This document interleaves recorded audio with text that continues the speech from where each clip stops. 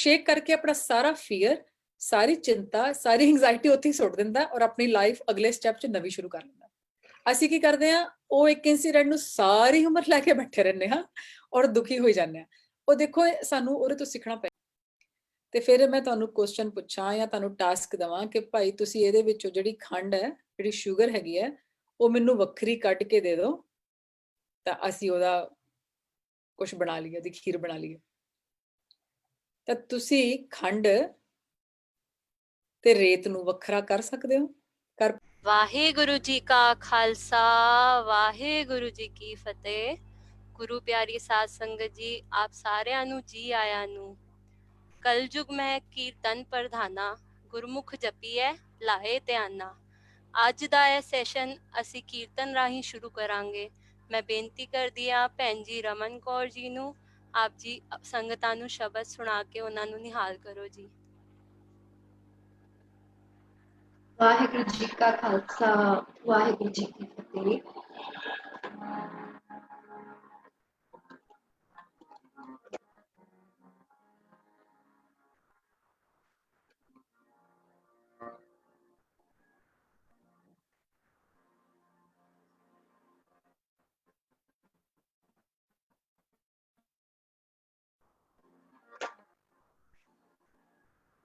सूरा सो पहचानिए पहचानिए,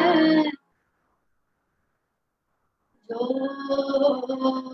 लरे दीन के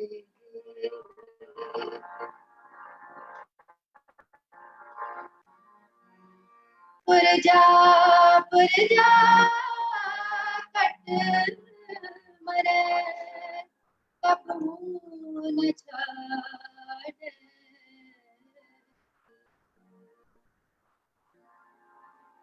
पहला मरण कबूल जीवन की छठ हो सबना की रेणुका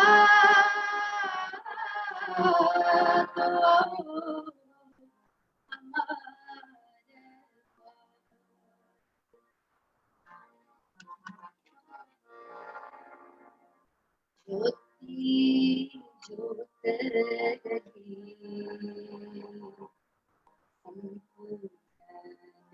दिया ज्योति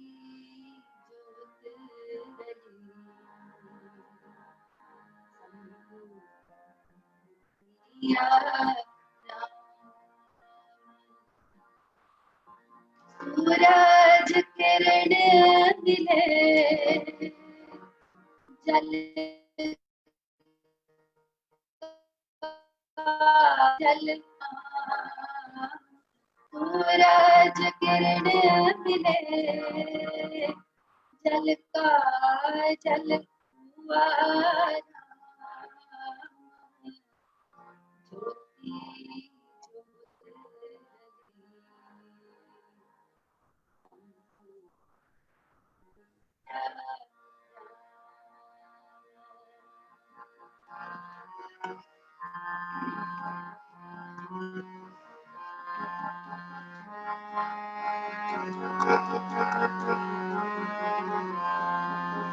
ब्रह्म दिसे ब्रह्म सुनिए एक एक बखानिए आत्म पसारा करण हारा प्रभ बिना नहीं जानिए प्रभ बिना नहीं जानिए प्रभ बिना नहीं जानिए ज्योति ज्योत रही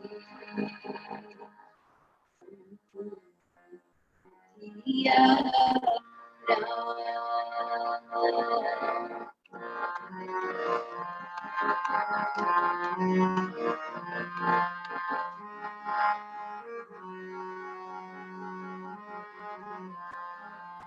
आप करता आप भुगता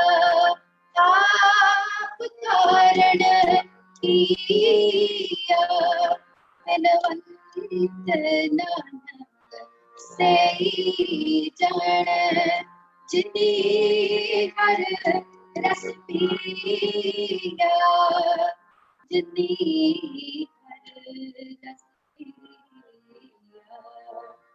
जिनी हर रस पिया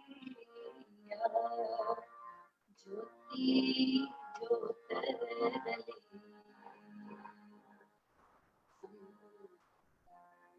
दिया सूरज किरण मिले जल का जल हुआ सूरज किरण मिले जल का जल हुआ ज्योति ज्योत रले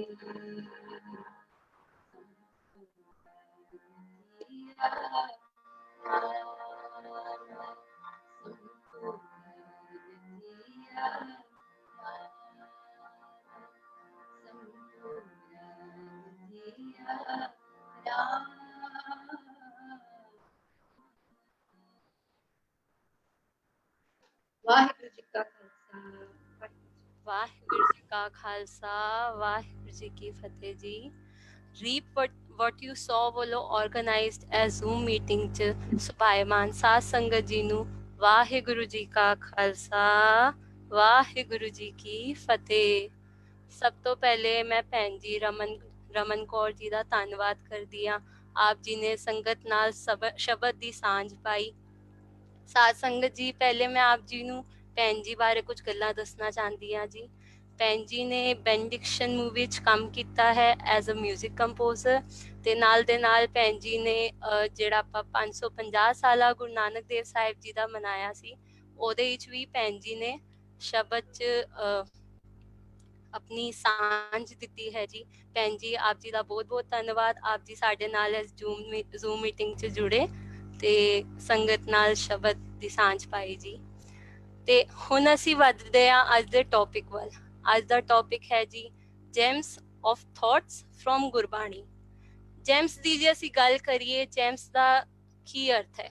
ਜੈਮਸ ਨੂੰ ਜੇ ਅਸੀਂ ਬਹੁਤ ਹੀ ਸਿੰਪਲ ਅੱਖਰਾਂ ਵਿੱਚ ਸਮਝੀਏ ਤੇ ਜੈਮਸ ਦਾ ਮਤਲਬ ਹੈ ਕੋਈ ਵੀ ਅਨਮੋਲ ਪੱਥਰ।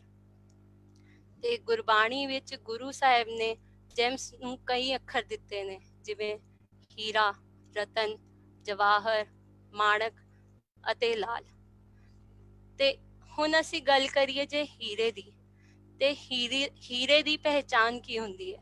ਹੀਰੇ ਦੀ ਪਹਿਚਾਨ ਕਰਨ ਲਈ ਅਸੀਂ ਦੇਖਦੇ ਹਾਂ ਹੀਰੇ ਦੀ ਟ੍ਰਾਂਸਪੇਰੈਂਸੀ, ਹੀਰੇ ਦਾ ਕਲਰ, ਉਹਦਾ ਕੱਟ ਕਿਹੋ ਜਿਹਾ ਹੈ ਤੇ ਉਹਦਾ weight ਕੀ ਹੈ, ਉਹਦਾ ਕੈਰਟ ਕੀ ਹੈ ਨਾ ਜੀ। ਤੇ ਜੇ ਆਪਾਂ ਸਿੱਖ ਦੀ ਪਹਿਚਾਨ ਕਰੀਏ ਤੇ ਜਿਵੇਂ ਇੱਕ ਹੀਰੇ ਦੀ ਅਲੱਗ ਹੀ ਪਹਿਚਾਨ ਹੈ, ਉਦਾਂ ਹੀ ਇੱਕ ਸਿੱਖ ਦੀ ਵੀ ਬਹੁਤ ਹੀ ਅਲੱਗ ਪਹਿਚਾਨ ਹੈ। ਜੇ ਆਪਾਂ ਸਿੱਖ ਦੀ ਪਹਿਚਾਨ ਦੇਖੀਏ ਤੇ ਸਿੱਖ ਦੀ ਸਭ ਤੋਂ ਪਹਿਲੀ ਪਹਿਚਾਨ ਹੈ ਜੀ ਉਹਦਾ ਸਰੂਪ, ਉਹਦਾ ਸੰਪੂਰਨ ਸਰੂਪ। ਦੂਜੀ ਗੱਲ ਉਹਦਾ ਗੁਰੂ ਤੇ ਭਰੋਸਾ ਹੈ ਨਾ ਜੀ। ਤੇ ਤੀਜੀ ਗੱਲ ਆਪਾਂ ਲੈਂਦੇ ਹਾਂ ਸਹਿਜ ਅਤੇ ਸੰਤੋਖ। ਇਹ ਹੁੰਦੀ ਹੈ ਜੀ ਸਿੱਖ ਦੀ ਪਹਿਚਾਨ। ਹੁਣ ਆਪਾਂ ਗੱਲ ਕਰੀਏ ਕਿ ਗੁਰਬਾਣੀ ਵਿੱਚ ਗੁਰੂ ਸਾਹਿਬ ਨੇ ਕਿਸ ਚੀਜ਼ ਨੂੰ ਜੈਮ ਕਿਹਾ ਹੈ, ਕੀ ਜੈਮਸ ਦੇ ਕੀ ਅਰਥ ਕੱਢੇ ਨੇ, ਇੱਕ ਹੀਰੇ ਦੇ, ਇੱਕ ਰਤਨ ਦੇ ਕੀ ਅਰਥ ਕੱਢੇ ਨੇ। ਗੁਰੂ ਸਾਹਿਬ ਨੇ ਕਿੱਥੇ ਹੀਰੇ ਨੂੰ ਨਾਮ ਕਿਹਾ ਹੈ ਨਾ ਜੀ, ਰਤਨ ਜਵੇਹਰ ਮਾਣਕਾ ਅੰਮ੍ਰਿਤ ਹਰ ਕਾ ਨਾਮ। ਇੱਧਰ ਗੁਰੂ ਸਾਹਿਬ ਨੇ ਇੱਕ ਨਾਮ ਨੂੰ ਇੱਕ ਮਾਣਕ ਕਿਹਾ ਹੈ। ਤੇ ਦੂਜੀ ਜੇ ਆਪਾਂ ਗੱਲ ਕਰੀਏ ਤੇ ਗੁਰੂ ਸਾਹਿਬ ਨੇ ਸਾਡੇ ਜੀਵਨ ਨੂੰ ਵੀ ਇੱਕ ਰਤਨ ਕਿਹਾ ਹੈ। ਹੀਰੇ ਜੈਸਾ ਜਨਮ ਹੈ ਕੌਡੀ ਬਦਲਾ ਜਾਏ। ਜੇ ਆਪਾਂ ਹੋਰ ਅੱਗੇ ਗੱਲ ਕਰੀਏ ਤੇ ਗੁਰੂ ਸਾਹਿਬ ਨੇ ਸਾਡੇ ਮਨ ਨੂੰ ਵੀ ਇੱਕ ਹੀਰਾ ਕਿਹਾ ਹੈ। ਆਪਾਂ ਸਾਰੇ ਰੋਜ਼ ਜਪਜੀ ਸਾਹਿਬ ਚ ਪੜ੍ਹਦੇ ਆ, ਮਤ ਵਿੱਚ ਰਤਨ ਜਵਾਹਰ ਮਾਣਕ, ਜੇ ਇੱਕ ਗੁਰ ਕੀ ਸਿੱਖ ਸੁਣੀ। ਤੇ ਗੁਰੂ ਸਾਹਿਬ ਨੇ ਸਾਡੇ ਮਨ ਨੂੰ ਵੀ ਇੱਕ ਹੀਰਾ ਕਿਹਾ ਹੈ। ਤੇ ਹੀਰੇ ਦੀ ਪਹਿਚਾਨ ਕੌਣ ਕਰਦਾ ਹੈ? ਹੀਰੇ ਦੀ ਪਹਿਚਾਨ ਅਸੀਂ ਸਾਰੇ ਜਾਣਦੇ ਹਾਂ। ਹੀਰੇ ਦੀ ਪਹਿਚਾਨ ਇੱਕ ਜਵਾਰੀ ਕਰ ਸਕਦਾ ਹੈ। ਤੇ ਗੁਰੂ ਸਾਹਿਬ ਨੇ ਇੰਨਾ ਤੱਕ ਕਿਹਾ ਹੈ ਕਿ ਜਿਹੜਾ ਇੱਕ ਸਿੱਖ ਹੈ ਉਹਦਾ ਮਨ ਇੱਕ ਜੋਹਾਰੀ ਦੀ ਤਰ੍ਹਾਂ ਹੈ, ਜਿਹੜਾ ਗੁਰੂ ਨਾਮਕ ਹੀਰੇ ਨੂੰ, ਨਾਮ ਨਾਮਕ ਹੀਰੇ ਨੂੰ ਪਹਿਚਾਨ ਸਕਦਾ ਹੈ। ਗੁਰੂ ਰਾਮਦਾਸ ਜੀ ਆਪਣੀ ਬਾਣੀ 'ਚ ਲਿਖਦੇ ਨੇ, ਮਨ ਮੋਤੀ ਸਾਲ ਹੈ। ਮੋਤੀ ਸਾਲ ਮਤਲਬ ਇੱਕ ਜੋਹਰੀ। ਮਨ ਮੋਤੀ ਸਾਲ ਹੈ, ਗੁਰ ਸਬਦੀ ਜਿਤ ਹੀਰਾ, ਪਰਖ ਲਈ ਜੈ। ਤੇ ਹੁਣ ਮੈਂ ਆਪ ਜੀ ਨਾਲ ਸਾਂਝ ਪਾਵਾਂਗੀ ਸਾਡੇ ਅੱਜ ਦੇ ਸਪੀਕਰ ਭੈਣ ਜੀ ਮਨਦੀਪ ਕੌਰ ਜੀ। ਮੈਂ ਭੈਣ ਜੀ ਬਾਰੇ ਜੇ ਆਪ ਜੀ ਨੂੰ ਥੋੜਾ ਜਿਹਾ ਦੱਸਾਂ ਤੇ ਭੈਣ ਜੀ ਇੱਕ ਬ੍ਰਿਟਿਸ਼ ਆਰਮੀ 'ਚ ਐਜ਼ ਅ ਚੈਪਲਨ ਜੌਬ ਕਰਦੇ ਨੇ ਜੀ। ਤੇ ਉਹ ਫਰਸਟ ਸਿੱਖ ਗਰਲ ਨੇ, ਫਰਸਟ ਸਿੱਖ ਪਰਸਨ ਨੇ to be in that profession, and she is the first woman of non Christian faith to fill that role. ਤੇ ਭੈਣ ਜੀ ਦਾ ਮੈਂ ਬਹੁਤ ਧੰਨਵਾਦ ਕਰਦੀ ਹਾਂ ਕਿ ਭੈਣ ਜੀ ਸਮੇਂ ਕੱਢ ਕੇ ਅੱਜ ਸੰਗਤ ਨਾਲ ਜੁੜਨ ਜਾ ਰਹੇ ਨੇ ਤੇ ਸੰਗਤ ਨਾਲ ਆਪਣੇ ਵਿਚਾਰ ਸ਼ੇਅਰ ਕਰਨਗੇ। ਭੈਣ ਜੀ ਮੈਂ ਆਪ ਜੀ ਦਾ ਜੀ ਆਇਆਂ ਨੂੰ ਕਰਦੀ ਹਾਂ। ਵਾਹਿਗੁਰੂ ਜੀ ਕਾ ਖਾਲਸਾ, ਵਾਹਿਗੁਰੂ ਜੀ ਕਾ ਖਾਲਸਾ, ਵਾਹਿਗੁਰੂ ਜੀ ਕੀ ਫਤਿਹ ਜੀ। ਭੈਣ ਜੀ ਮੈਂ ਆਪ ਜੀ ਦੇ ਬਾਰੇ ਰਿਸਰਚ ਕਰ ਰਹੀ ਸੀ ਤੇ ਮੈਨੂੰ ਕਾਫੀ ਆਪ ਜੀ ਦੀ ਲਾਈਫ ਚੋਂ ਕਾਫੀ ਇੰਸਪੀਰੇਸ਼ਨ ਮਿਲੀ।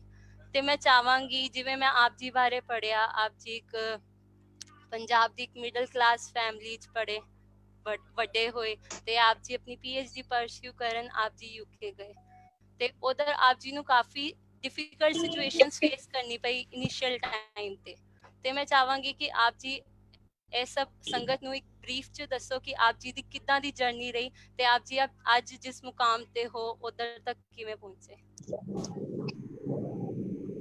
ਭੈਣ ਜੀ ਵਾਹਿਗੁਰੂ ਜੀ ਕਾ ਖਾਲਸਾ, ਵਾਹਿਗੁਰੂ ਜੀ ਕਾ ਖਾਲਸਾ, ਵਾਹਿਗੁਰੂ ਜੀ ਕੀ ਫਤਿਹ ਜੀ। ਬਾਕੀ ਵੀ ਸਾਰੀ ਸੰਗਤ ਜਿਹੜੀ ਵੱਖਰੇ ਵੱਖਰੇ ਪਲੇਟਫਾਰਮਸ ਤੇ ਜੁੜੀ ਹੋਈ ਹੈ, ਅਸੀਂ ਤੁਹਾਡੇ ਦਰਸ਼ਨ ਨਹੀਂ ਕਰ ਸਕਦੇ ਪਰ ਅਸੀਂ ਇੱਕ ਦੂਜੇ ਦੀ ਪ੍ਰੈਜ਼ੈਂਸ ਫੀਲ ਕਰ ਸਕਦੇ ਹਾਂ। ਆਪ ਸਾਰਿਆਂ ਨੂੰ ਬਹੁਤ ਪਿਆਰ ਭਰੀ ਵਾਹਿਗੁਰੂ ਜੀ ਕਾ ਖਾਲਸਾ, ਵਾਹਿਗੁਰੂ ਜੀ ਕੀ ਫਤਿਹ। ਆਪ ਜੀ ਨੇ ਇਹ ਉਦਮ ਉਪਰਾਲਾ ਕਰਕੇ ਸਾਰੀ ਸੰਗਤ ਲਈ ਇੱਕ ਰਸਤਾ ਬਣਾਇਆ ਹੈ, ਇੱਕ ਓਪਰਚੁਨਿਟੀ ਦਿੱਤੀ ਕਾਰਨ ਸੰਗਤ ਮਿਲ ਸਕੇ ਇਦਾਂ ਦੀ ਸਿਚੁਏਸ਼ਨ ਦੇ ਵਿੱਚ ਵੀ। ਸਵਾਲ ਹੈਗਾ ਕਿ ਕਿਸ ਤਰ੍ਹਾਂ ਦੀ ਜਰਨੀ ਆ, ਸਾਰਾ ਚੈਲੰਜਸ ਤੇ ਕਿਵੇਂ ਇੱਥੇ ਪਹੁੰਚੇ। ਕਾਫੀ ਲੰਬੀ ਸਟੋਰੀ ਹੋ ਜਾਂਦੀ ਹੈ ਪਰ as you said very briefly, ਦੇਖੋ ਇਹ ਕੋਈ ਸਬੱਬ ਹੀ ਬਣਦੇ ਹੁੰਦੇ ਨੇ। ਮੈਨੂੰ ਇਦਾਂ ਕੁਝ ਨਹੀਂ ਲੱਗਦਾ ਕਿ ਕੋਈ ਮੇਰਾ ਪਲਾਨ ਸੀ ਕਿ ਇਦਾਂ ਕਰਨਾ ਤੇ ਇਦਾਂ ਹੋਏਗਾ। ਤੁਸੀਂ ਸਿਰਫ ਜਿਹੜੀ ਸਿਚੁਏਸ਼ਨ ਦੇ ਵਿੱਚ ਕਈ ਵਾਰ ਤੁਹਾਨੂੰ ਕੁਦਰਤ ਪਾ ਦਿੰਦੀ ਹੈ, ਤਾਂ ਮੈਂ ਇਹ ਸਿੱਖਿਆ ਸਾਰੇ ਚੈਲੰਜ ਦੇ ਵਿੱਚ ਕਿ ਉਸ ਸਿਚੁਏਸ਼ਨ ਦੇ ਵਿੱਚੋਂ ਆਪਣੀ ਲਾਈਫ 'ਚ ਬੈਸਟ ਐਫਰਟਸ ਕਿੱਦਾਂ ਦੇਣੀਆਂ ਨੇ। ਕੋਈ ਵੀ ਸਿਚੁਏਸ਼ਨ ਹੋਏ ਲਾਈਫ ਦੇ ਵਿੱਚ, ਕਿਤੇ ਵੀ ਹੋਏ, ਕਿਤੇ ਵੀ ਤੁਹਾਨੂੰ ਲਾਈਫ 'ਚ ਪਹੁੰਚਾ ਦੇਵੇ ਤੁਹਾਡੇ ਰੀਜ਼ਨਸ ਜਾਂ ਤੁਹਾਡਾ এনवायरमेंट ਜਾਂ ਤੁਹਾਡੀ ਸਰਕਮਸਟੈਂਸਿਸ, ਸਿਚੁਏਸ਼ਨਸ, ਪਰ ਉਹਦੇ 'ਚੋਂ ਬੈਸਟ ਤੁਸੀਂ ਕਿਵੇਂ ਲੈਣਾ, ਉਹਦੇ 'ਚ ਤੁਸੀਂ ਪੂਰੀ ਆਪਣੀ ਮਿਹਨਤ, ਔਰ ਕੱਲੀ ਮਿਹਨਤ ਨਹੀਂ, ਇੱਕ ਭਰੋਸਾ ਹੋਏ ਕਿ ਗੁਰੂ ਸਾਹਿਬ ਮੇਰੇ ਅੰਗ ਸੰਗ ਨੇ। ਜੋ ਵੀ ਮੇਰੀ ਲਾਈਫ 'ਚ ਇਹਦਾ ਜੋ ਵੀ ਰਿਜ਼ਲਟ ਆਏਗਾ, ਇੱਕ ਇੱਕ ਪਹਿਲੂ ਤੇ ਸਾਡੀ ਲਾਈਫ 'ਚ ਉਹਦਾ result is controlled bye Guru Sahib. ਜਦੋਂ ਅਸੀਂ ਇਹ ਸੋਚ ਕੇ ਸਰੈਂਡਰ ਕਰ ਦੇਵਾਂਗੇ ਕਿ ਅਸੀਂ ਆਪਣੇ ਵੱਲੋਂ ਤਾਂ ਬਹੁਤ ਕੁਝ ਪਲਾਨ ਕਰਦੇ ਹਾਂ, ਟਰਾਈਜ਼ ਵੀ ਕਰਦੇ ਹਾਂ, ਤਾਂ ਮੈਂ ਤਾਂ ਕਦੀ ਸੋਚਿਆ ਵੀ ਨਹੀਂ ਸੀ ਕਿ ਇੱਥੇ ਰਹਿਣਾ, ਆਪਣੀ ਪੜ੍ਹਾਈ ਕਰਕੇ ਵਾਪਸ ਆ ਜਾਣਾ। ਕੁਝ ਹੋਰ ਪਲਾਨ ਸੀ, ਤਾਂ ਉਸ ਪਲਾਨ ਦੇ ਵਿੱਚ ਅਸੀਂ ਸਰੈਂਡਰ ਕਿਵੇਂ ਕਰੀਏ, ਉਸ ਪਲਾਨ ਦੇ ਵਿੱਚ ਸਾਨੂੰ ਪੂਰਾ ਭਰੋਸਾ ਕਿਵੇਂ ਹੋਏ। ਔਰ ਇਹਦਾ ਮਤਲਬ ਇਹ ਨਹੀਂ ਕਿ ਉਹ ਸਾਰਾ ਕੁਝ ਸਮੂਥਲੀ ਹੁੰਦਾ ਤੇ ਤਾਂ ਹੀ ਉਹ ਪਰਫੈਕਟ ਪਲੈਨਿੰਗ ਹੁੰਦੀ ਹੈ। ਜਿਸ ਤਰ੍ਹਾਂ ਦਾ ਵੀ ਸਿਚੁਏਸ਼ਨ ਹੈਗੀ ਹੈ, ਉਸੇ ਸਿਚੁਏਸ਼ਨ ਦੇ ਵਿੱਚ ਰਹਿ ਕੇ ਕਿਵੇਂ ਅਸੀਂ ਉਹਨੂੰ ਮਾਣਦੇ ਹੋਏ ਬਸ ਤੁਰਦੇ ਚੱਲੀਏ, ਖੜੇ ਨਾ ਹੋਈਏ। ਤਾਂ ਇਸ ਤਰ੍ਹਾਂ ਦਾ ਹੀ ਕੁਝ ਮੈਂ ਕਹਿ ਸਕਦੀ ਹਾਂ ਕਿ ਮੇਰੀ ਲਾਈਫ 'ਚ ਹੋਇਆ, ਨਹੀਂ ਹੋ ਰਿਹਾ, ਹੁਣ ਵੀ ਹੋ ਰਿਹਾ, ਤੁਹਾਡੀ ਸਾਰਿਆਂ ਦੀ ਲਾਈਫ 'ਚ ਵੀ ਹੋ ਰਿਹਾ ਹੋਏਗਾ ਹੁਣ ਵੀ, ਕਿਉਂਕਿ ਜਦੋਂ ਲਾਈਫ ਖੜ ਜਾਂਦੀ ਹੈ ਤਾਂ ਉਹ ਫਿਰ ਕੋਈ ਉਹਦੇ 'ਚ ਚਾਅ ਜਿਹਾ ਨਹੀਂ ਰਹਿੰਦਾ। ਜਿੱਦਾਂ ਦੀ ਵੀ ਲਾਈਫ ਹੈ ਉਹਦੇ 'ਚ ਬਸ ਆਪਾਂ ਤੁਰਦੇ ਰਹੀਏ, ਔਰ ਕੁਝ ਨਵਾਂ ਕਰਨ ਦਾ ਚਾਅ ਜਿਹੜਾ ਨਾ, ਉਹ ਹਮੇਸ਼ਾ ਮਨ 'ਚ ਰੱਖੀਏ। ਆਪਾਂ ਖੜੀਏ ਨਾ, ਤੁਰਦੇ ਰਹੀਏ, ਕੁਝ ਨਵਾਂ ਕੁਝ ਸਿੱਖੀਏ, ਜੇ ਕੁਝ ਸਾਨੂੰ ਮਿਲਿਆ ਤਾਂ ਉਹਨੂੰ ਵੰਡੀਏ, ਤਾਂ ਉਹਦੇ 'ਚੋਂ ਸੁੱਖ ਮਹਿਸੂਸ ਕਰੀਏ। ਤਾਂ ਹੁਣ ਵੀ ਜੇ ਤੁਸੀਂ ਕਹੋ ਕਿ ਇਸ ਤਰ੍ਹਾਂ ਕਿਤੇ ਮਤਲਬ ਲਾਈਫ ਡਸਨਟ ਐਂਡ, ਕਿ ਆਪਾਂ ਕਹਿੰਦੇ ਆਪਾਂ ਕਿਤੇ ਪਹੁੰਚ ਗਏ ਆ ਤਾਂ ਮਤਲਬ ਠੀਕ ਹੈ, ਨਾ ਤਾਂ ਅਸੀਂ ਪਹੁੰਚੇ ਹਾਂ, ਜੇ ਪਹੁੰਚਾਉਣ ਵਾਲੇ ਨੇ ਜਿੱਥੇ ਪਹੁੰਚਾਉਣਾ ਪਹੁੰਚਾ ਲਿਆ, ਤੁਹਾਨੂੰ ਸਾਰਿਆਂ ਨੂੰ ਵੀ ਉੱਥੇ ਪਹੁੰਚਾ ਲਿਆ। ਕੋਈ ਵੱਡਾ ਨਹੀਂ, ਕੋਈ ਛੋਟਾ ਨਹੀਂ, ਕੋਈ ਚੰਗਾ ਨਹੀਂ, ਕੋਈ ਮਾੜਾ ਨਹੀਂ। ਜਿੱਥੇ ਜਿੱਥੇ ਵੀ ਪਹੁੰਚਾਇਆ, ਉੱਥੋਂ ਹੋਰ ਅਸੀਂ ਇਹੀ ਆਪਣੇ ਮਨ 'ਚ ਜਦੋਂ ਚਾਅ ਰੱਖਾਂਗੇ ਕਿ ਕੁਛ ਹੋਰ ਇੱਕ ਤਾਂਘ ਰੱਖਾਂਗੇ, ਤਾਂ ਗੁਰੂ ਸਾਹਿਬ ਸਾਨੂੰ ਹੋਰ ਅੱਗੇ ਗੰਢਾਂ ਖੋਲ ਕੇ ਦਿਖਾਉਣਗੇ ਕਿ ਹਾਂ, ਇਹ ਵੀ ਤੇਰੇ ਲਈ ਰੱਖਿਆ ਏ, ਇਹ ਵੀ ਤੇਰੇ ਲਈ ਰੱਖਿਆ ਏ, ਇਹਨੂੰ ਮਾਣੋ ਤੇ ਫਿਰ ਵੰਡੋ। ਤਾਂ ਇਸ ਕਰਕੇ ਬਸ ਚੱਲਦੇ ਰਹਿਣਾ ਜਿੱਥੇ ਵੀ ਅਸੀਂ ਹੈਗੇ ਹਾਂ। ਸੋ ਆਈ ਥਿੰਕ ਮੈਂ ਤੁਹਾਡੀ ਕੁਐਸਚਨ ਦਾ ਜਵਾਬ ਤਾਂ ਨਹੀਂ ਪੂਰਾ ਦਿੱਤਾ, ਪਰ ਘੁੰਮਾ ਕੇ ਥੋੜਾ ਬਹੁਤਾ ਤੁਹਾਨੂੰ ਦੱਸ ਦਿੱਤਾ ਕਿ ਹਾਂ, ਕਿ ਇਹ ਮੇਰੀ ਫੀਲਿੰਗ ਇਹ ਹੈਗੀ ਆ ਸਾਰੀ ਜਰਨੀ ਦੇ ਬਾਰੇ। ਜੇ ਮੈਂ ਤੁਹਾਨੂੰ ਏਦਾਂ ਕਰ ਜਵਾਬ ਦੇ ਦਵਾਂ, ਜੇ ਮਨਜ਼ੂਰ ਹੈ ਤਾਂ। ਜ਼ਰੂਰ ਭੈਣ ਜੀ, ਥੈਂਕ ਯੂ ਸੋ ਮਚ। ਤੇ ਜੇ ਆਪਾਂ ਦੇਖੀਏ ਕਿ ਗੁਰੂ ਸਾਹਿਬ ਨੇ ਜਿਹੜਾ ਸਾਨੂੰ ਬਾਣਾ ਬਖਸ਼ਿਆ, ਉਹਦੀ ਇੱਕ ਅਲੱਗ ਹੀ ਵੈਲਿਊ ਹੈ। ਤੇ ਭੈਣ ਜੀ, ਜਿਵੇਂ ਮੈਂ ਆਪ ਜੀ ਬਾਰੇ ਪੜ੍ਹਿਆ, ਜਦੋਂ ਆਪ ਜੀ ਨਵੇਂ ਯੂਕੇ ਪਹੁੰਚੇ ਤੇ ਆਪ ਜੀ ਨੂੰ ਐਜ਼ ਅ ਮੁਸਲਿਮ ਗਰਲ ਸਾਰੇ ਇਸ ਨਜ਼ਰੀਆ ਨਾਲ ਦੇਖਦੇ ਸੀ। ਹਾਂਜੀ, ਕਿਉਂਕਿ ਉਦੋਂ ਮੇਰੇ ਸਿਰ ਤੇ ਦਸਤਾਰ ਦੀ ਬਖਸ਼ਿਸ਼ ਨਹੀਂ ਹੋਈ ਸੀ, ਪਰ ਜਿੱਦਾਂ ਪੱਟਾ ਲੈ ਲੈਂਦੇ ਆ ਜਾਂ ਕਈ ਵਾਰ ਅਸੀਂ ਰੁਮਾਲ ਜਾਂ ਪਟਕਾ ਬੰਨ ਲੈਂਦੇ ਆ, ਤਾਂ ਕਿਉਂਕਿ ਇੱਥੇ ਮੁਸਲਿਮ ਪੋਪੂਲੇਸ਼ਨ ਕਾਫੀ ਜ਼ਿਆਦਾ ਹੈ ਇਸ ਕੰਟਰੀ ਦੇ ਵਿੱਚ। ਤਾਂ ਉਹ ਪਹਿਲਾਂ ਤਾਂ ਦੋ ਕਾਰਨ ਸੀ ਉਹਦੇ। ਇੱਕ ਤਾਂ ਮੁਸਲਿਮਸ ਬਾਰੇ ਕਾਫੀ ਅਵੇਅਰਨੈਸ ਹੈ, ਮੁਸਲਿਮਸ ਨੇ ਆਪਣੀ ਅਵੇਅਰਨੈਸ ਕਾਫੀ ਕ੍ਰੀਏਟ ਕੀਤੀ ਹੈ, ਕਿਉਂਕਿ ਉਹਦੀ ਪੋਪੂਲੇਸ਼ਨ ਵੀ ਜ਼ਿਆਦਾ ਹੈ, ਤਾਂ ਉਹਨਾਂ ਦੇ ਕੁਝ ਨੀਡਸ ਡਿਮਾਂਡਸ ਵੀ ਉਹ ਆਪਣਾ ਖੁੱਲ੍ਹੇਆਮ ਦੱਸਦੇ ਨੇ। ਤੇ ਦੂਸਰਾ ਕਾਰਨ ਕਿ ਉਹ ਵੀ ਇਸ ਤਰ੍ਹਾਂ ਕਾਫੀ ਉਹਨਾਂ ਚੋਂ ਇਦਾਂ ਸਿਰ ਆਪਣਾ ਕਵਰ ਕਰਕੇ ਰੱਖਦੀਆਂ ਨੇ, ਔਰ ਉਹਨਾਂ ਦਾ ਇਹ ਗੁਣ ਹੈ। ਮੈਂ ਉਹਨਾਂ ਦੀ ਐਪਰੀਸੀਏਸ਼ਨ ਹੀ ਕਰਾਂਗੀ ਇੱਥੇ, ਕਿ ਉਹ ਇਸ ਮੁਲਕ 'ਚ ਵੀ ਆ ਕੇ ਜਿੱਥੇ ਵੀ ਉਹ ਗਏ ਨੇ, ਉਹਨਾਂ ਨੇ ਆਪਣਾ ਬਾਣਾ ਨਹੀਂ ਛੱਡਿਆ। ਉਹ ਆਪਣਾ, ਭਾਵੇਂ ਉਹ ਲੜਕੀਆਂ ਨੇ ਤੇ ਭਾਵੇਂ ਲੜਕੇ ਨੇ, ਉਹ ਆਪਣੇ ਬਾਣੇ 'ਚ ਜੋ ਵੀ ਉਹਨਾਂ ਨੂੰ ਉਹਨਾਂ ਦੇ ਧਰਮ ਨੇ ਬਾਣਾ ਦਿੱਤਾ, ਉਹਦੇ 'ਚ ਰਹਿੰਦੀਆਂ ਨੇ। ਤਾਂ ਕਿਉਂਕਿ ਉਹ ਆਪਣੇ ਬਾਣੇ 'ਚ ਰਹਿੰਦੀਆਂ ਨੇ, ਤੇ ਨੈਚੁਰਲੀ ਉਹਦੀ ਅਵੇਅਰਨੈਸ ਜ਼ਿਆਦਾ ਕ੍ਰੀਏਟ ਹੋ ਗਈ, ਕਿਉਂਕਿ ਜਿੰਨੇ ਜ਼ਿਆਦਾ ਉਹ ਦਿਖਣਗੇ ਤਾਂ ਬੰਦਾ, ਅਗਲਾ ਦੂਸਰਾ ਕੋਈ ਤੀਸਰਾ ਬੰਦਾ ਪੁੱਛੇਗਾ ਇਹ ਕੌਣ ਨੇ, ਇਦਾਂ ਕਿਉਂ ਨੇ, ਉਹ ਦੱਸਣਗੇ ਤਾਂ ਇੱਕ ਦੇ ਨਾਲ ਚੇਨ ਬਣਦੀ ਸਾਰਿਆਂ ਨੂੰ ਪਤਾ ਲੱਗ ਜਾਂਦਾ। ਤਾਂ ਕਿਉਂਕਿ ਸਾਡਾ ਇੱਕ ਗੱਲ ਵੀ ਸਾਡੀ, ਅਸੀਂ ਇੰਨਾ ਜ਼ਿਆਦਾ ਆਪਣੇ ਬਾਣੇ ਵਿੱਚ ਨਹੀਂ ਰਹਿੰਦੇ। ਅਸੀਂ ਕਹਿੰਦੇ ਐਵੇਂ ਵੀ ਠੀਕ ਹੈ, ਐਵੇਂ ਵੀ ਠੀਕ ਹੈ, ਮਤਲਬ ਮੈਨੂੰ ਜਨਰਲਾਈਜ਼ ਨਾ ਕਰਿਓ, ਪਰ ਵੀ ਆਲ ਨੋ ਦ ਟਰੂਥ ਨਾ। ਤੇ ਦੂਸਰਾ, ਜੇ ਹੈ ਵੀ ਤਾਂ ਅਸੀਂ ਜ਼ਿਆਦਾ ਉਹਦੀ ਅਵੇਅਰਨੈਸ ਵੀ ਕ੍ਰੀਏਟ ਨਹੀਂ ਕਰਦੇ, ਅਸੀਂ ਉਹਨੂੰ ਥੋੜਾ ਪਰਸਨਲ ਰੱਖਦੇ ਹਾਂ ਕਿ ਹਾਂ ਮਤਲਬ ਮੈਂ ਇਹਦੇ 'ਚ ਵੀ ਐਡਜਸਟ ਹੋ ਜਾਵਾਂਗਾ, ਇਹਦੇ 'ਚ ਵੀ ਹੋ ਜਾਵਾਂਗਾ। ਇੱਕ ਤਾਂ ਉਹਦੇ 'ਚ ਆਪਾਂ ਇਹ ਕਹਿ ਸਕਦੇ ਹਾਂ ਕਿ ਅਸੀਂ ਬਹੁਤ ਐਡਜਸਟਿੰਗ ਕਮਿਊਨਿਟੀ ਹਾਂ, ਅਸੀਂ ਬੜਾ ਰੌਲਾ ਨਹੀਂ ਪਾਉਂਦੇ। ਪੋਜ਼ਿਟਿਵ ਇਹ ਹੋ ਗਿਆ, ਪਰ ਨੈਗੇਟਿਵ ਇਹ ਹੋ ਜਾਂਦਾ ਡਿਸਐਡਵਾਂਟੇਜ ਉਹਦੀ, ਕਿ ਅਸੀਂ ਆਪਣੀ ਅਵੇਅਰਨੈਸ ਨਹੀਂ ਕ੍ਰੀਏਟ ਕਰ ਪਾਉਂਦੇ, ਜਿਹੜਾ ਸਾਡਾ ਮਕਸਦ ਹੈਗਾ। ਕਿਉਂਕਿ ਜਦੋਂ ਅਸੀਂ ਪੂਰਾ ਡਟ ਕੇ ਉੱਦਾਂ ਰਵਾਂਗੇ ਜਿੱਦਾਂ ਅਸੀਂ ਰਹਿਣਾ ਚਾਹੁੰਦੇ ਹਾਂ, ਜਿੱਦਾਂ ਸਾਨੂੰ ਗੁਰੂ ਸਾਹਿਬ ਨੇ ਕਿਹਾ ਰਹਿਣ ਨੂੰ, ਤਾਂ ਫਿਰ ਸਾਡੇ ਮਨ ਦੇ ਵਿੱਚ ਜਦੋਂ ਕੋਈ ਐਵੇਂ ਕਹਿ ਲਓ ਕੋਈ ਦੁਬਿਧਾ ਨਹੀਂ ਹੋਏਗੀ, ਡਾਊਟ ਨਹੀਂ ਹੋਏਗੀ, ਅਸੀਂ ਖੁੱਲ ਕੇ ਉੱਦਾਂ ਰਵਾਂਗੇ, ਤਾਂ ਦੂਸਰਾ ਬੰਦਾ ਵੀ ਤੁਹਾਡੀ ਰਿਸਪੈਕਟ ਕਰਨਾ ਹੌਲੀ ਹੌਲੀ ਸ਼ੁਰੂ ਕਰ ਦੇਵੇਗਾ। ਤਾਂ ਬਿਲਕੁਲ ਤੁਹਾਡੀ ਗੱਲ ਠੀਕ। ਸ਼ੁਰੂ ਦੇ ਵਿੱਚ ਮੈਨੂੰ ਇੱਕ ਦੋ ਵਾਰ ਨਹੀਂ, ਕਾਫੀ ਵਾਰੀ ਇਦਾਂ ਹੀ ਕਿਹਾ ਗਿਆ, ਜਿੱਦਾਂ ਮੈਨੂੰ ਉਹਨਾਂ ਨੇ ਬੁਲਾਇਆ ਵੀ ਇਸ ਤਰ੍ਹਾਂ ਵੀ ਜਿੱਦਾਂ ਇੱਕ ਅਸੀਂ ਮੁਸਲਿਮ ਨੂੰ ਗ੍ਰੀਟ ਕਰੀਦਾ। ਉਹਨਾਂ ਨੂੰ ਸਮਾਈਲ ਦੇ ਦਿੱਤੀ ਪਹਿਲਾਂ, ਫਿਰ ਮੈਂ ਉਹਨਾਂ ਨੂੰ ਬਾਅਦ ਵਿੱਚ ਅਵੇਅਰਨੈਸ ਵੀ ਕ੍ਰੀਏਟ ਕੀਤੀ ਕਿ ਅਸੀਂ ਕੌਣ ਹੈਗੇ ਆ। ਪਰ ਮੈਂ ਉਹਨਾਂ ਨੂੰ ਬਲੇਮ ਨਹੀਂ ਕੀਤਾ, ਕਿਉਂਕਿ ਮੇਰਾ ਪਹਿਰਾਵਾ ਤੇ ਇੱਕ ਮੁਸਲਿਮ ਕੁੜੀ ਦਾ ਪਹਿਰਾਵਾ ਕਾਫੀ ਮਿਲਦਾ ਜੁਲਦਾ ਸੀ, ਘੱਟੋ ਘੱਟ ਜਿਹੜਾ ਸਿਰ ਤੇ ਅਸੀਂ ਜਿਹੜਾ ਬੰਨਦੇ ਆ। ਤਾਂ ਫਿਰ ਉਦੋਂ ਫਿਰ ਮੈਨੂੰ ਸਿਰਫ ਇਹ ਕਾਰਨ ਨਹੀਂ ਸੀ ਦਸਤਾਰ ਦੇ ਬਹੁਤ ਕਾਰਨ ਸੀਗੇ, ਪਰ ਇੱਕ ਇਹ ਵੀ ਹੈ ਕਿ ਤੁਸੀਂ ਜਦੋਂ ਸਾਨੂੰ ਇਸੇ ਕਰਕੇ ਨਿਰਾਲਾਪਨ ਜਿਹੜਾ ਮਿਲਿਆ, ਤਾਂ ਉਹ ਜਦੋਂ ਨਿਰਾਲਾ ਹੀ ਹੋ ਗਿਆ ਤਾਂ ਉਹ ਕਿਹਦੇ ਨਾਲ ਮਿਕਸ ਹੋਊਗਾ ਨਾ, ਉਹ ਮਿਕਸ ਹੋ ਹੀ ਨਹੀਂ ਸਕਦਾ ਕਿਸੇ ਨਾਲ। ਹਾਂ, ਤਾਂ ਨਿਰਾਲਾ ਬਾਣਾ, ਨਿਰਾਲਾ ਰੂਪ ਜਿਹੜਾ ਸਾਨੂੰ, ਨਿਰਾਲੀ ਦਸਤਾਰ ਮਿਲੀ ਹੈਗੀ ਹੈ, ਇਹ ਬਹੁਤ ਵੱਡੀ ਦਾਤ ਹੈ ਜਿਹੜੀ ਸਾਨੂੰ ਸੱਚੇ ਪਾਤਸ਼ਾਹ ਨੇ ਦਿੱਤੀ ਹੈ। ਬਿਲਕੁਲ ਭੈਣ ਜੀ, ਜੇ ਆਪਾਂ ਦੇਖੀਏ ਮਹਾਰਾਜ ਨੇ ਸਾਨੂੰ ਬਾਣਾ ਬਖਸ਼ਿਆ ਹੈ ਨਾ ਜੀ, ਤੇ ਜਿਹੜਾ ਸਿੱਖ ਬਾਣੇ ਦੇ ਨਾਲ ਬਾਣੀ ਦਾ ਵੀ ਧਾਰਨੀ ਹੋ ਜਾਏ, ਉਹ ਜਿਵੇਂ ਇੱਕ ਹੀਰਾ ਹੁੰਦਾ ਨਾ, ਹੀਰੇ ਦੀ ਚਮਕ ਕੋਈ ਛੁਪਾ ਨਹੀਂ ਸਕਦਾ। ਉਹ ਸਿੱਖ ਦੇ ਵਿੱਚ ਉਹ ਚਮਕ ਆ ਜਾਂਦੀ ਹੈ, ਉਹ ਨੂਰ ਆ ਜਾਂਦਾ ਹੈ, ਜਿਹੜਾ ਕੋਈ ਛੁਪਾ ਨਹੀਂ ਸਕਦਾ, ਜਿਹੜੀ ਪੂਰੀ ਸੰਗਤ ਦੇ ਵਿੱਚ ਫੈਲ ਜਾਂਦੀ ਹੈ ਆਪਣੇ ਆਪ ਹੀ। ਉਹਨੂੰ ਫਿਰ ਆਪਣੇ ਆਪ ਨੂੰ ਪ੍ਰੋਮੋਟ ਨਹੀਂ ਕਰਨਾ ਪੈਂਦਾ ਕਿ ਦੇਖੋ ਮੈਂ ਸਿੱਖ ਹੈਗਾ। ਉਹ ਫਿਰ ਸੰਗਤ ਆ ਕੇ ਪੁੱਛਦੀ ਹੈ, ਹਾਂਜੀ ਤੁਸੀਂ ਕੌਣ ਹੋ, ਤੁਸੀਂ ਆਪਣੇ ਬਾਰੇ ਸਾਨੂੰ ਵੀ ਦੱਸੋ, ਤੇ ਤੁਹਾਡਾ ਕੀ ਰੂਪ ਹੈ, ਇਹ ਰੂਪ ਕਿਉਂ ਹੈ ਨਾ ਭੈਣ ਜੀ।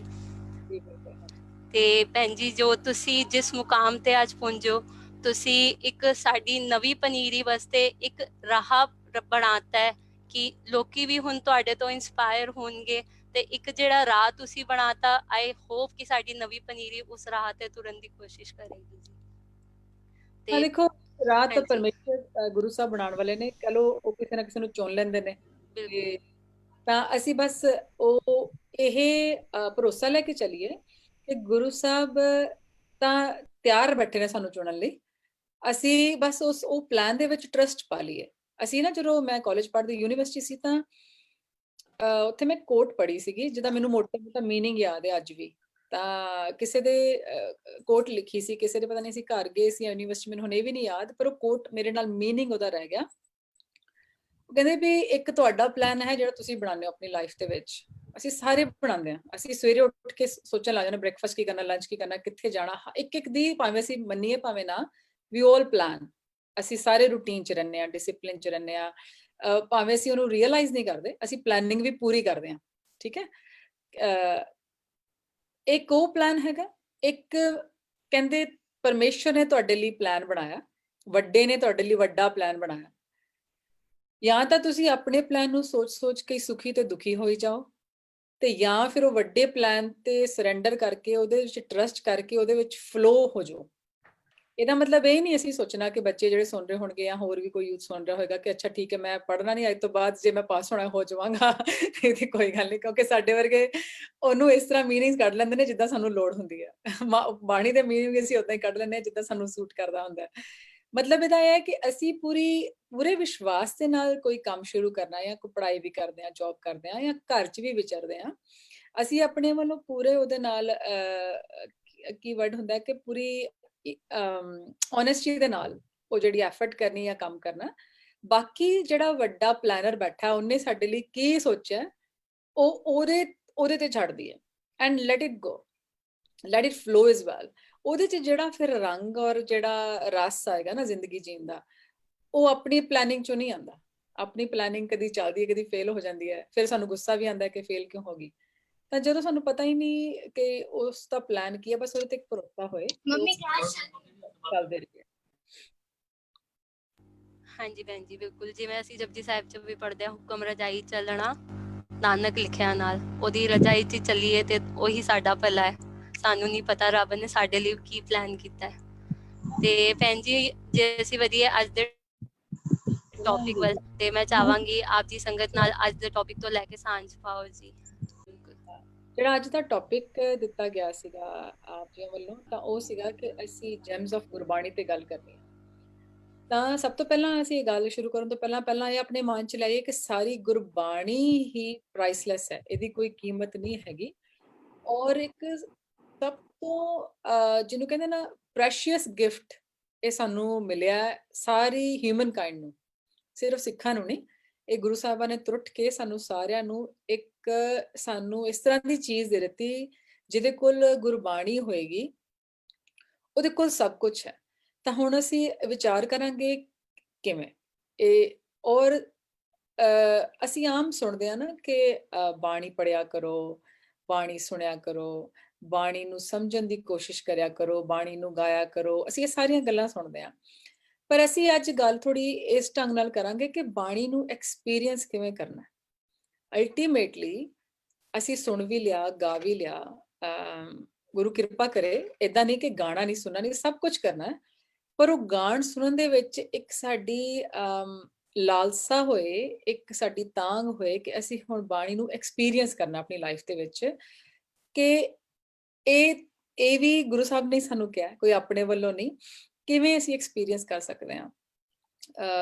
ਪਾਤਸ਼ਾਹ ਜੀ ਨੇ ਕਿਹਾ ਸਤਿਗੁਰ ਕੀ ਬਾਣੀ ਸਤ ਸਰੂਪ ਹੈ, ਗੁਰਬਾਣੀ ਬਣੀ ਹੈ।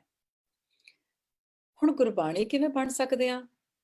ਇੱਥੋਂ ਪਤਾ ਲੱਗ ਗਿਆ ਕਿ ਗੁਰਬਾਣੀ ਉਵੇਂ ਬਣ ਸਕਦੇ ਆ ਜਦੋਂ ਸਾਨੂੰ ਬਾਣੀ ਐਕਸਪੀਰੀਅੰਸ ਹੋਣੀ ਸ਼ੁਰੂ ਹੋ ਜਾਏਗੀ। ਜੋ ਗੁਰੂ ਸਾਹਿਬ ਸਾਨੂੰ ਕਹਿ ਰਹੇ ਨੇ ਉਹ ਸਾਨੂੰ ਲਾਈਫ ਦੇ ਵਿੱਚ ਐਕਸਪੀਰੀਅੰਸ ਹੋਣੇ ਸ਼ੁਰੂ ਹੋ ਜਾਣਗੇ।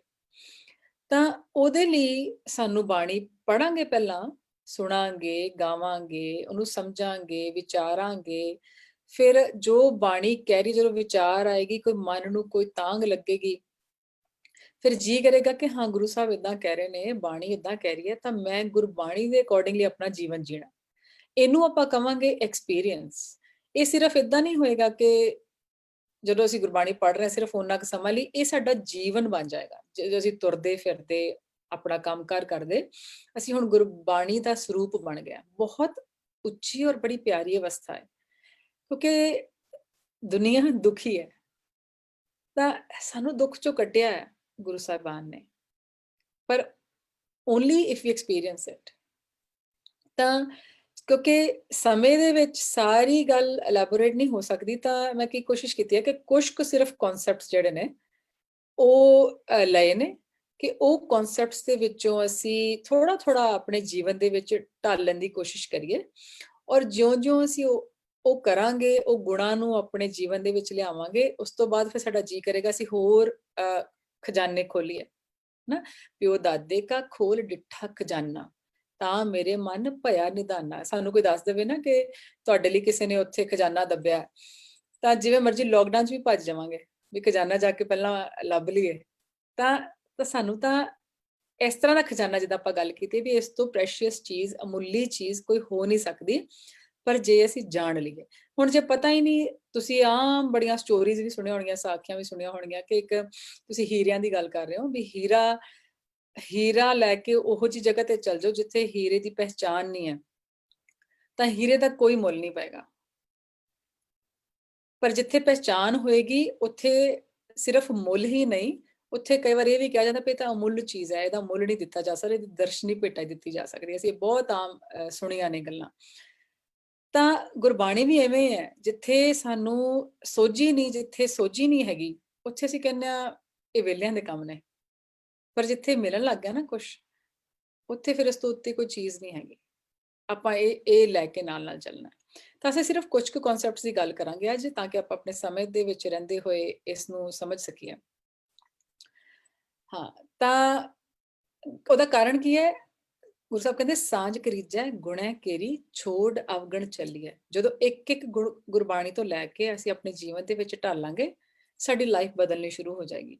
ਫਿਰ ਸਾਨੂੰ ਮਹਿਸੂਸ ਹੋਏਗਾ ਕਿ ਇਹ ਹੀਰਾ ਕਿਉਂ ਹੈ, ਇਹ ਬਾਣੀ ਹੀਰੇ ਵਾਂਗੂ ਕਿੱਦਾਂ ਕੰਮ ਕਰ ਰਹੀ, ਔਰ ਮੇਰਾ ਜੀਵਨ ਵੀ ਹੀਰੇ ਵਾਂਗੂ ਤਰਾਸ਼ਿਆ ਜਾ ਰਿਹਾ।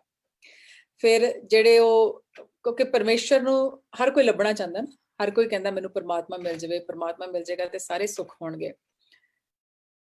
ਪਰ ਜਦੋਂ ਗੁਰਬਾਣੀ ਦੱਸ ਰਹੀ ਹੈ ਕਿ ਪਰਮੇਸ਼ਰ ਨੂੰ ਮਿਲਣਾ ਕਿੱਦਾਂ, ਪਰਮੇਸ਼ਰ ਕਿੱਥੇ ਹੈ? ਕੋਈ ਜੰਗਲਾਂ 'ਚ ਲੱਭਣ ਜਾਣਾ, ਕੋਈ ਬੱਦਲਾਂ 'ਚ ਲੱਭਣ ਜਾਣਾ, ਕਿ ਤੇਰੇ ਆਪਣੇ ਅੰਦਰ ਹੀ ਤੂੰ ਖੋਜ ਕਰਨੀ ਹੈ।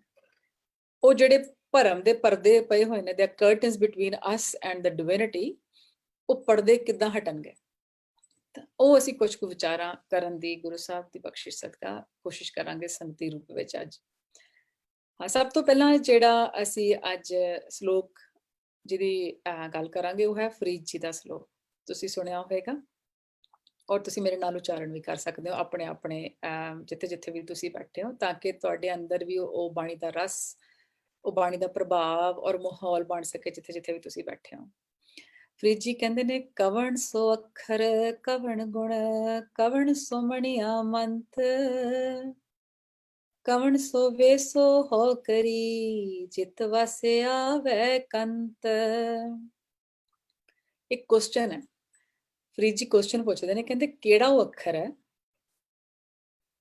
ਕਿਹੜਾ ਅੱਖਰ ਮਤਲਬ ਕਿਹੜੇ ਵਰਡਸ ਨੇ, ਕਿਹੜੇ ਗੁਣ ਨੇ, ਔਰ ਕਿਹੜੇ ਕਵਣ ਸੋ ਮਣੀਆਂ ਮੰਤ, ਉਹ ਕਿਹੜਾ ਮੰਤਰ ਹੈਗਾ। ਠੀਕ ਹੈ, ਇੱਥੇ ਸਵਾਲ ਆ ਗਿਆ ਨਾ, ਕਿਹੜਾ ਅੱਖਰ, ਕਿਹੜੇ ਗੁਣ, ਕਿਹੜੇ ਕੋਈ ਮੰਤਰ ਨੇ ਖਾਸ, ਔਰ ਕਿਹੜਾ ਵੇਸ ਕਰਾਂ। ਕਵਣ ਸੋ ਵੇਸੋ ਹੋ ਕਰੀ ਜਿਤ ਵਸ ਆਵੈ ਕੰਤ। ਕਹਿੰਦੇ ਕਿਸ ਤਰ੍ਹਾਂ ਦੇ ਮੈਂ ਕੱਪੜੇ ਪਾਵਾਂ, ਕਿਸ ਤਰ੍ਹਾਂ ਦਾ ਮੈਂ ਵੇਸ ਬਣਾਵਾਂ, ਮੈਂ ਕਿੱਦਾਂ ਦੀ ਲੱਗਾ ਕਿ ਮੇਰਾ ਕੰਤ ਮੇਰੇ ਵਸ ਵਿੱਚ ਆ ਜਾਵੇ। ਮੇਰਾ ਕੰਤ ਮੇਰੇ ਵਸ ਵਿੱਚ ਆਉਣ ਦਾ ਕੀ ਮਤਲਬ ਹੋ ਗਿਆ ਕਿ ਮੈਂ ਤੇ ਮੇਰਾ ਕੰਤ ਇੱਕਮਿਕ ਹੋ ਗਏ। ਕੰਤ ਕੌਣ ਹੈ ਇੱਥੇ? ਕਾਲਪੁਰਖ ਪਰਮੇਸ਼ਰ ਜੀ। ਕੋਈ ਦੂਰੀ ਨਹੀਂ ਰਹਿ ਗਈ। ਜਿਸ ਤਰ੍ਹਾਂ ਦੇ ਉਹ, ਉਸ ਤਰ੍ਹਾਂ ਦੇ ਅਸੀਂ। ਆਤਮਾ ਤੇ ਪਰਮਾਤਮਾ ਦਾ ਮੇਲ ਹੋ ਗਿਆ। ਉਹ ਕਿਵੇਂ ਹੋਏ? ਉਹ ਕਿਹੜੇ ਮੈਂ ਕੱਪੜੇ ਪਾਵਾਂ, ਕਿਹੜੇ ਮੈਂ ਬੋਲ ਬੋਲਾਂ, ਕਿਹੜਾ ਅੱਖਰ ਹੋਏ, ਕਿਹੜਾ ਗੁਣ ਹੋਏ ਤੇ ਕਿਹੜਾ ਖਾਸ। ਕਹਿੰਦੇ ਕੋਈ ਮੈਨੂੰ ਮੰਤਰ ਦੇ ਦਿਓ। ਆਪਾਂ ਕਹਿੰਦੇ ਨਾ, ਫਿਰ ਅੱਗੇ ਜਵਾਬ ਮਿਲਦਾ। ਜਵਾਬ ਜੀ, ਨਿਵਣ ਸੋ ਅੱਖਰ ਖਵਣ ਗੁਣ ਜਿਹਬਾ ਮਣੀਆ ਮੰਤ, ਏ ਤ੍ਰੈ ਪੈਣੇ ਵੇਸ ਕਰ ਤਾਂ ਵਸ ਆਵੀ ਕੰਤ। ਹੁਣ ਜਵਾਬ ਕੀ ਮਿਲਦਾ ਹੈ? ਨਿਵਣ ਸੋ ਅੱਖਰ। ਕਿਹੜਾ ਅੱਖਰ ਹੈ? ਨਿਵਣ। ਇਹਦੀ ਅਸੀਂ ਵਿਚਾਰ ਕਰਾਂਗੇ, ਥੋੜਾ ਇਲੈਬੋਰੇਟ ਕਰਾਂਗੇ, ਹਾਲੇ ਪਹਿਲਾਂ ਮੋਟਾ ਮੋਟਾ ਆਪਾਂ ਸਮਝ ਲਈਏ। ਨਿਵਾਣਾਪਨ ਕਹਿ ਲਓ, ਹਿਊਮਿਲਿਟੀ ਕਹਿ ਲਓ, ਆਪਣੇ ਹੰਕਾਰ ਗਰਭ ਚੋਂ ਨਿਕਲ ਕੇ ਜਿਹੜੀ ਅਵਸਥਾ ਹੈਗੀ ਹੈ, ਉਹ ਵਾਲਾ ਅੱਖਰ। ਖਵਣ ਗੁਣ। ਖਵਣ ਨੂੰ ਸਹਾਰਨਾ ਵੀ ਕਿਹਾ ਤੇ ਖਿਮਾ ਵੀ ਕਿਹਾ, ਮਤਲਬ ਕਿ ਟੋਲਰੈਂਸ ਐਂਡ ਫੋਰਗਿਵਨੈਸ, ਦੋ ਇਹਦੇ ਮਤਲਬ ਆਉਂਦੇ ਨੇ। ਤੇ ਮੰਤਰ ਕਿਹੜਾ? ਮੰਤਰ ਕਹਿੰਦੇ ਜਿਹਬਾ ਮਣੀਆਂ ਮੰਤ, ਮਿੱਠੇ ਮਿੱਠੇ ਬੋਲ ਬੋਲਨੇ। ਜੇ ਅਸੀਂ ਇੱਥੇ ਸਟਾਪ ਕਰਦੇ ਹਾਂ ਨਾ, ਇਹ ਤਿੰਨ ਚੀਜ਼ਾਂ ਲੈ ਕੇ ਚੱਲ ਜਾਈਏ ਆਪਣੇ ਘਰਾਂ ਨੂੰ ਅੱਜ, ਤਾਂ ਇਟਸ ਦੇਅਰ ਲਾਈਫ ਚੇਂਜਿੰਗ। ਸਿਰਫ ਸੁਣ ਕੇ ਨਹੀਂ, ਜਿੱਦਾਂ ਗੱਲ ਸ਼ੁਰੂ ਕੀਤੀ ਸੀ, ਸਤਿਗੁਰ ਕੀ ਬਾਣੀ ਸਤ ਸਰੂਪ ਹੈ, ਗੁਰਬਾਣੀ ਬਣੀ ਹੈ। ਜੇ ਅਸੀਂ ਇਹਨੂੰ ਐਕਸਪੀਰੀਅੰਸ, ਗੁਰੂ ਸਾਹਿਬ ਕਿਰਪਾ ਕਰਨ, ਅਸੀਂ ਇਹਨੂੰ ਐਕਸਪੀਰੀਅੰਸ ਕਰ ਲਈਏ, ਤਾਂ ਇੱਥੇ ਸਾਡੀ ਗੱਲ ਬਣ ਜਾਣੀ ਹੈ। ਕਿਉਂਕਿ ਅੱਗੇ ਕਹਿੰਦੇ ਨੇ, ਏ ਤ੍ਰੈ ਪੈਣੇ ਵੇਸ ਕਰ, ਤਾਂ ਵਸਿਆ ਵੀ ਕੰਤ। ਕਹਿੰਦੇ ਇਹਨਾਂ ਦਾ ਵੇਸ ਕਰ ਲੈ ਤੂੰ, ਤੈਨੂੰ ਹੋਰ ਕੋਈ ਖਾਸ ਕਿਸੇ ਕਿਸਮ ਦੀਆਂ ਰੋਬਸ ਪਾਉਣ ਦੀ ਲੋੜ ਨਹੀਂ ਹੈਗੀ। ਕਿਉਂਕਿ ਕਈ ਵਾਰ ਸਾਨੂੰ ਏਦਾਂ ਲੱਗਦਾ ਫਲਾਣੇ ਨੇ ਕਿਸੇ ਖਾਸ ਤਰੀਕੇ ਦੇ ਕੱਪੜੇ ਪਾਏ ਨੇ ਤੇ ਸ਼ਾਇਦ ਇਹਨੂੰ ਹੀ ਰੱਬ ਮਿਲਿਆ ਹੋਣਾ ਨਾ। ਅਸੀਂ ਬਹੁਤ ਰਿਚੁਅਲਸ 'ਚ ਪੈ ਗਏ, ਪਰ ਗੱਲ ਦੇਖੋ ਕਿੱਥੇ ਲੈ ਗਏ ਨਾ। ਹਾਂ, ਹੁਣ ਇਹਨੂੰ ਥੋੜਾ ਜਿਹਾ ਆਪਾਂ ਵਿਸਥਾਰ ਵਿੱਚ ਲੈ ਕੇ ਜਾਵਾਂਗੇ। ਤੁਸੀਂ, ਇੱਕ ਤੁਹਾਡੇ ਲਈ ਸਵਾਲ ਹੈ, ਇੱਕ ਤੁਸੀਂ ਆਪਣੇ ਆਪ ਨੂੰ ਪੁੱਛੋ ਕਿ ਮੈਂ ਤੁਹਾਡੇ ਅੱਗੇ 5 ਕਿਲੋ ਰੇਤਾ ਰੱਖ ਦੇਵਾਂ ਤੇ 5 ਕਿਲੋ ਖੰਡ ਰੱਖ ਦੇਵਾਂ। So I put in front of you 5 kg sand and 5 kg sugar and I mix it, ਤੇ ਮੈਂ ਉਹਨਾਂ ਨੂੰ ਰਲਾ ਦੇਵਾਂ। ਤੇ ਫਿਰ ਮੈਂ ਤੁਹਾਨੂੰ ਕੁਐਸਚਨ ਪੁੱਛਾਂ ਜਾਂ ਤੁਹਾਨੂੰ ਟਾਸਕ ਦੇਵਾਂ ਕਿ ਭਾਈ ਤੁਸੀਂ ਇਹਦੇ ਵਿੱਚੋਂ ਜਿਹੜੀ ਖੰਡ ਹੈ, ਜਿਹੜੀ ਸ਼ੂਗਰ ਹੈਗੀ ਹੈ, ਉਹ ਮੈਨੂੰ ਵੱਖਰੀ ਕੱਢ ਕੇ ਦੇ ਦਿਓ, ਤਾਂ ਅਸੀਂ ਉਹਦਾ ਕੁਝ ਬਣਾ ਲਈਏ, ਉਹਦੀ ਖੀਰ ਬਣਾ ਲਈਏ। ਤਾਂ ਤੁਸੀਂ ਖੰਡ ਤੇ ਰੇਤ ਨੂੰ ਵੱਖਰਾ ਕਰ ਸਕਦੇ ਹੋ? ਕਰ ਪਾਓਗੇ?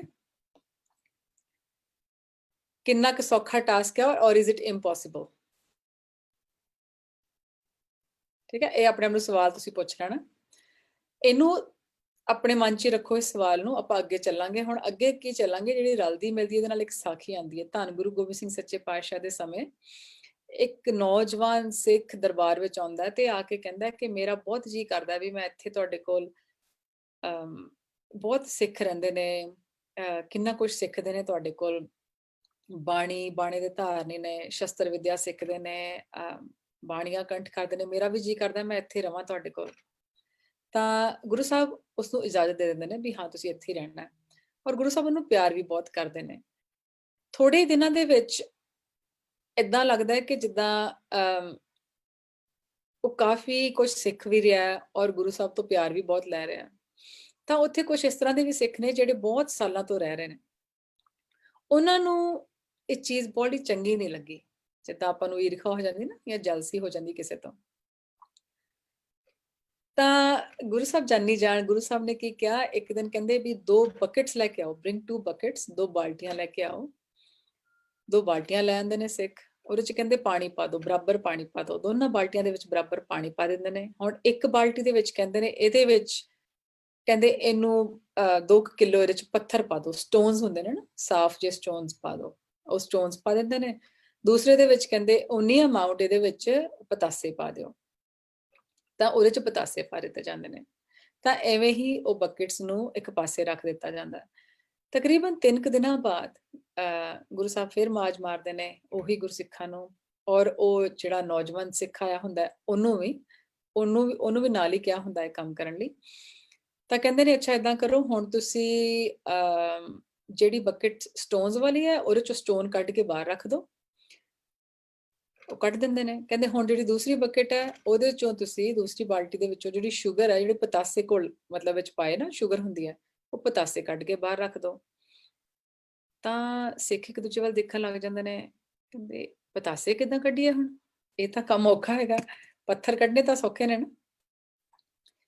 ਤਾਂ ਕਹਿੰਦੇ ਖਿਮਾ ਕਰਨਾ ਪਾਤਸ਼ਾਹ, ਪਤਾਸੇ ਤਾਂ ਹੁਣ ਘੁਲ ਗਏ ਨੇ, ਇਹ ਨਿਕਲਣੇ ਨਹੀਂ ਬਾਹਰ।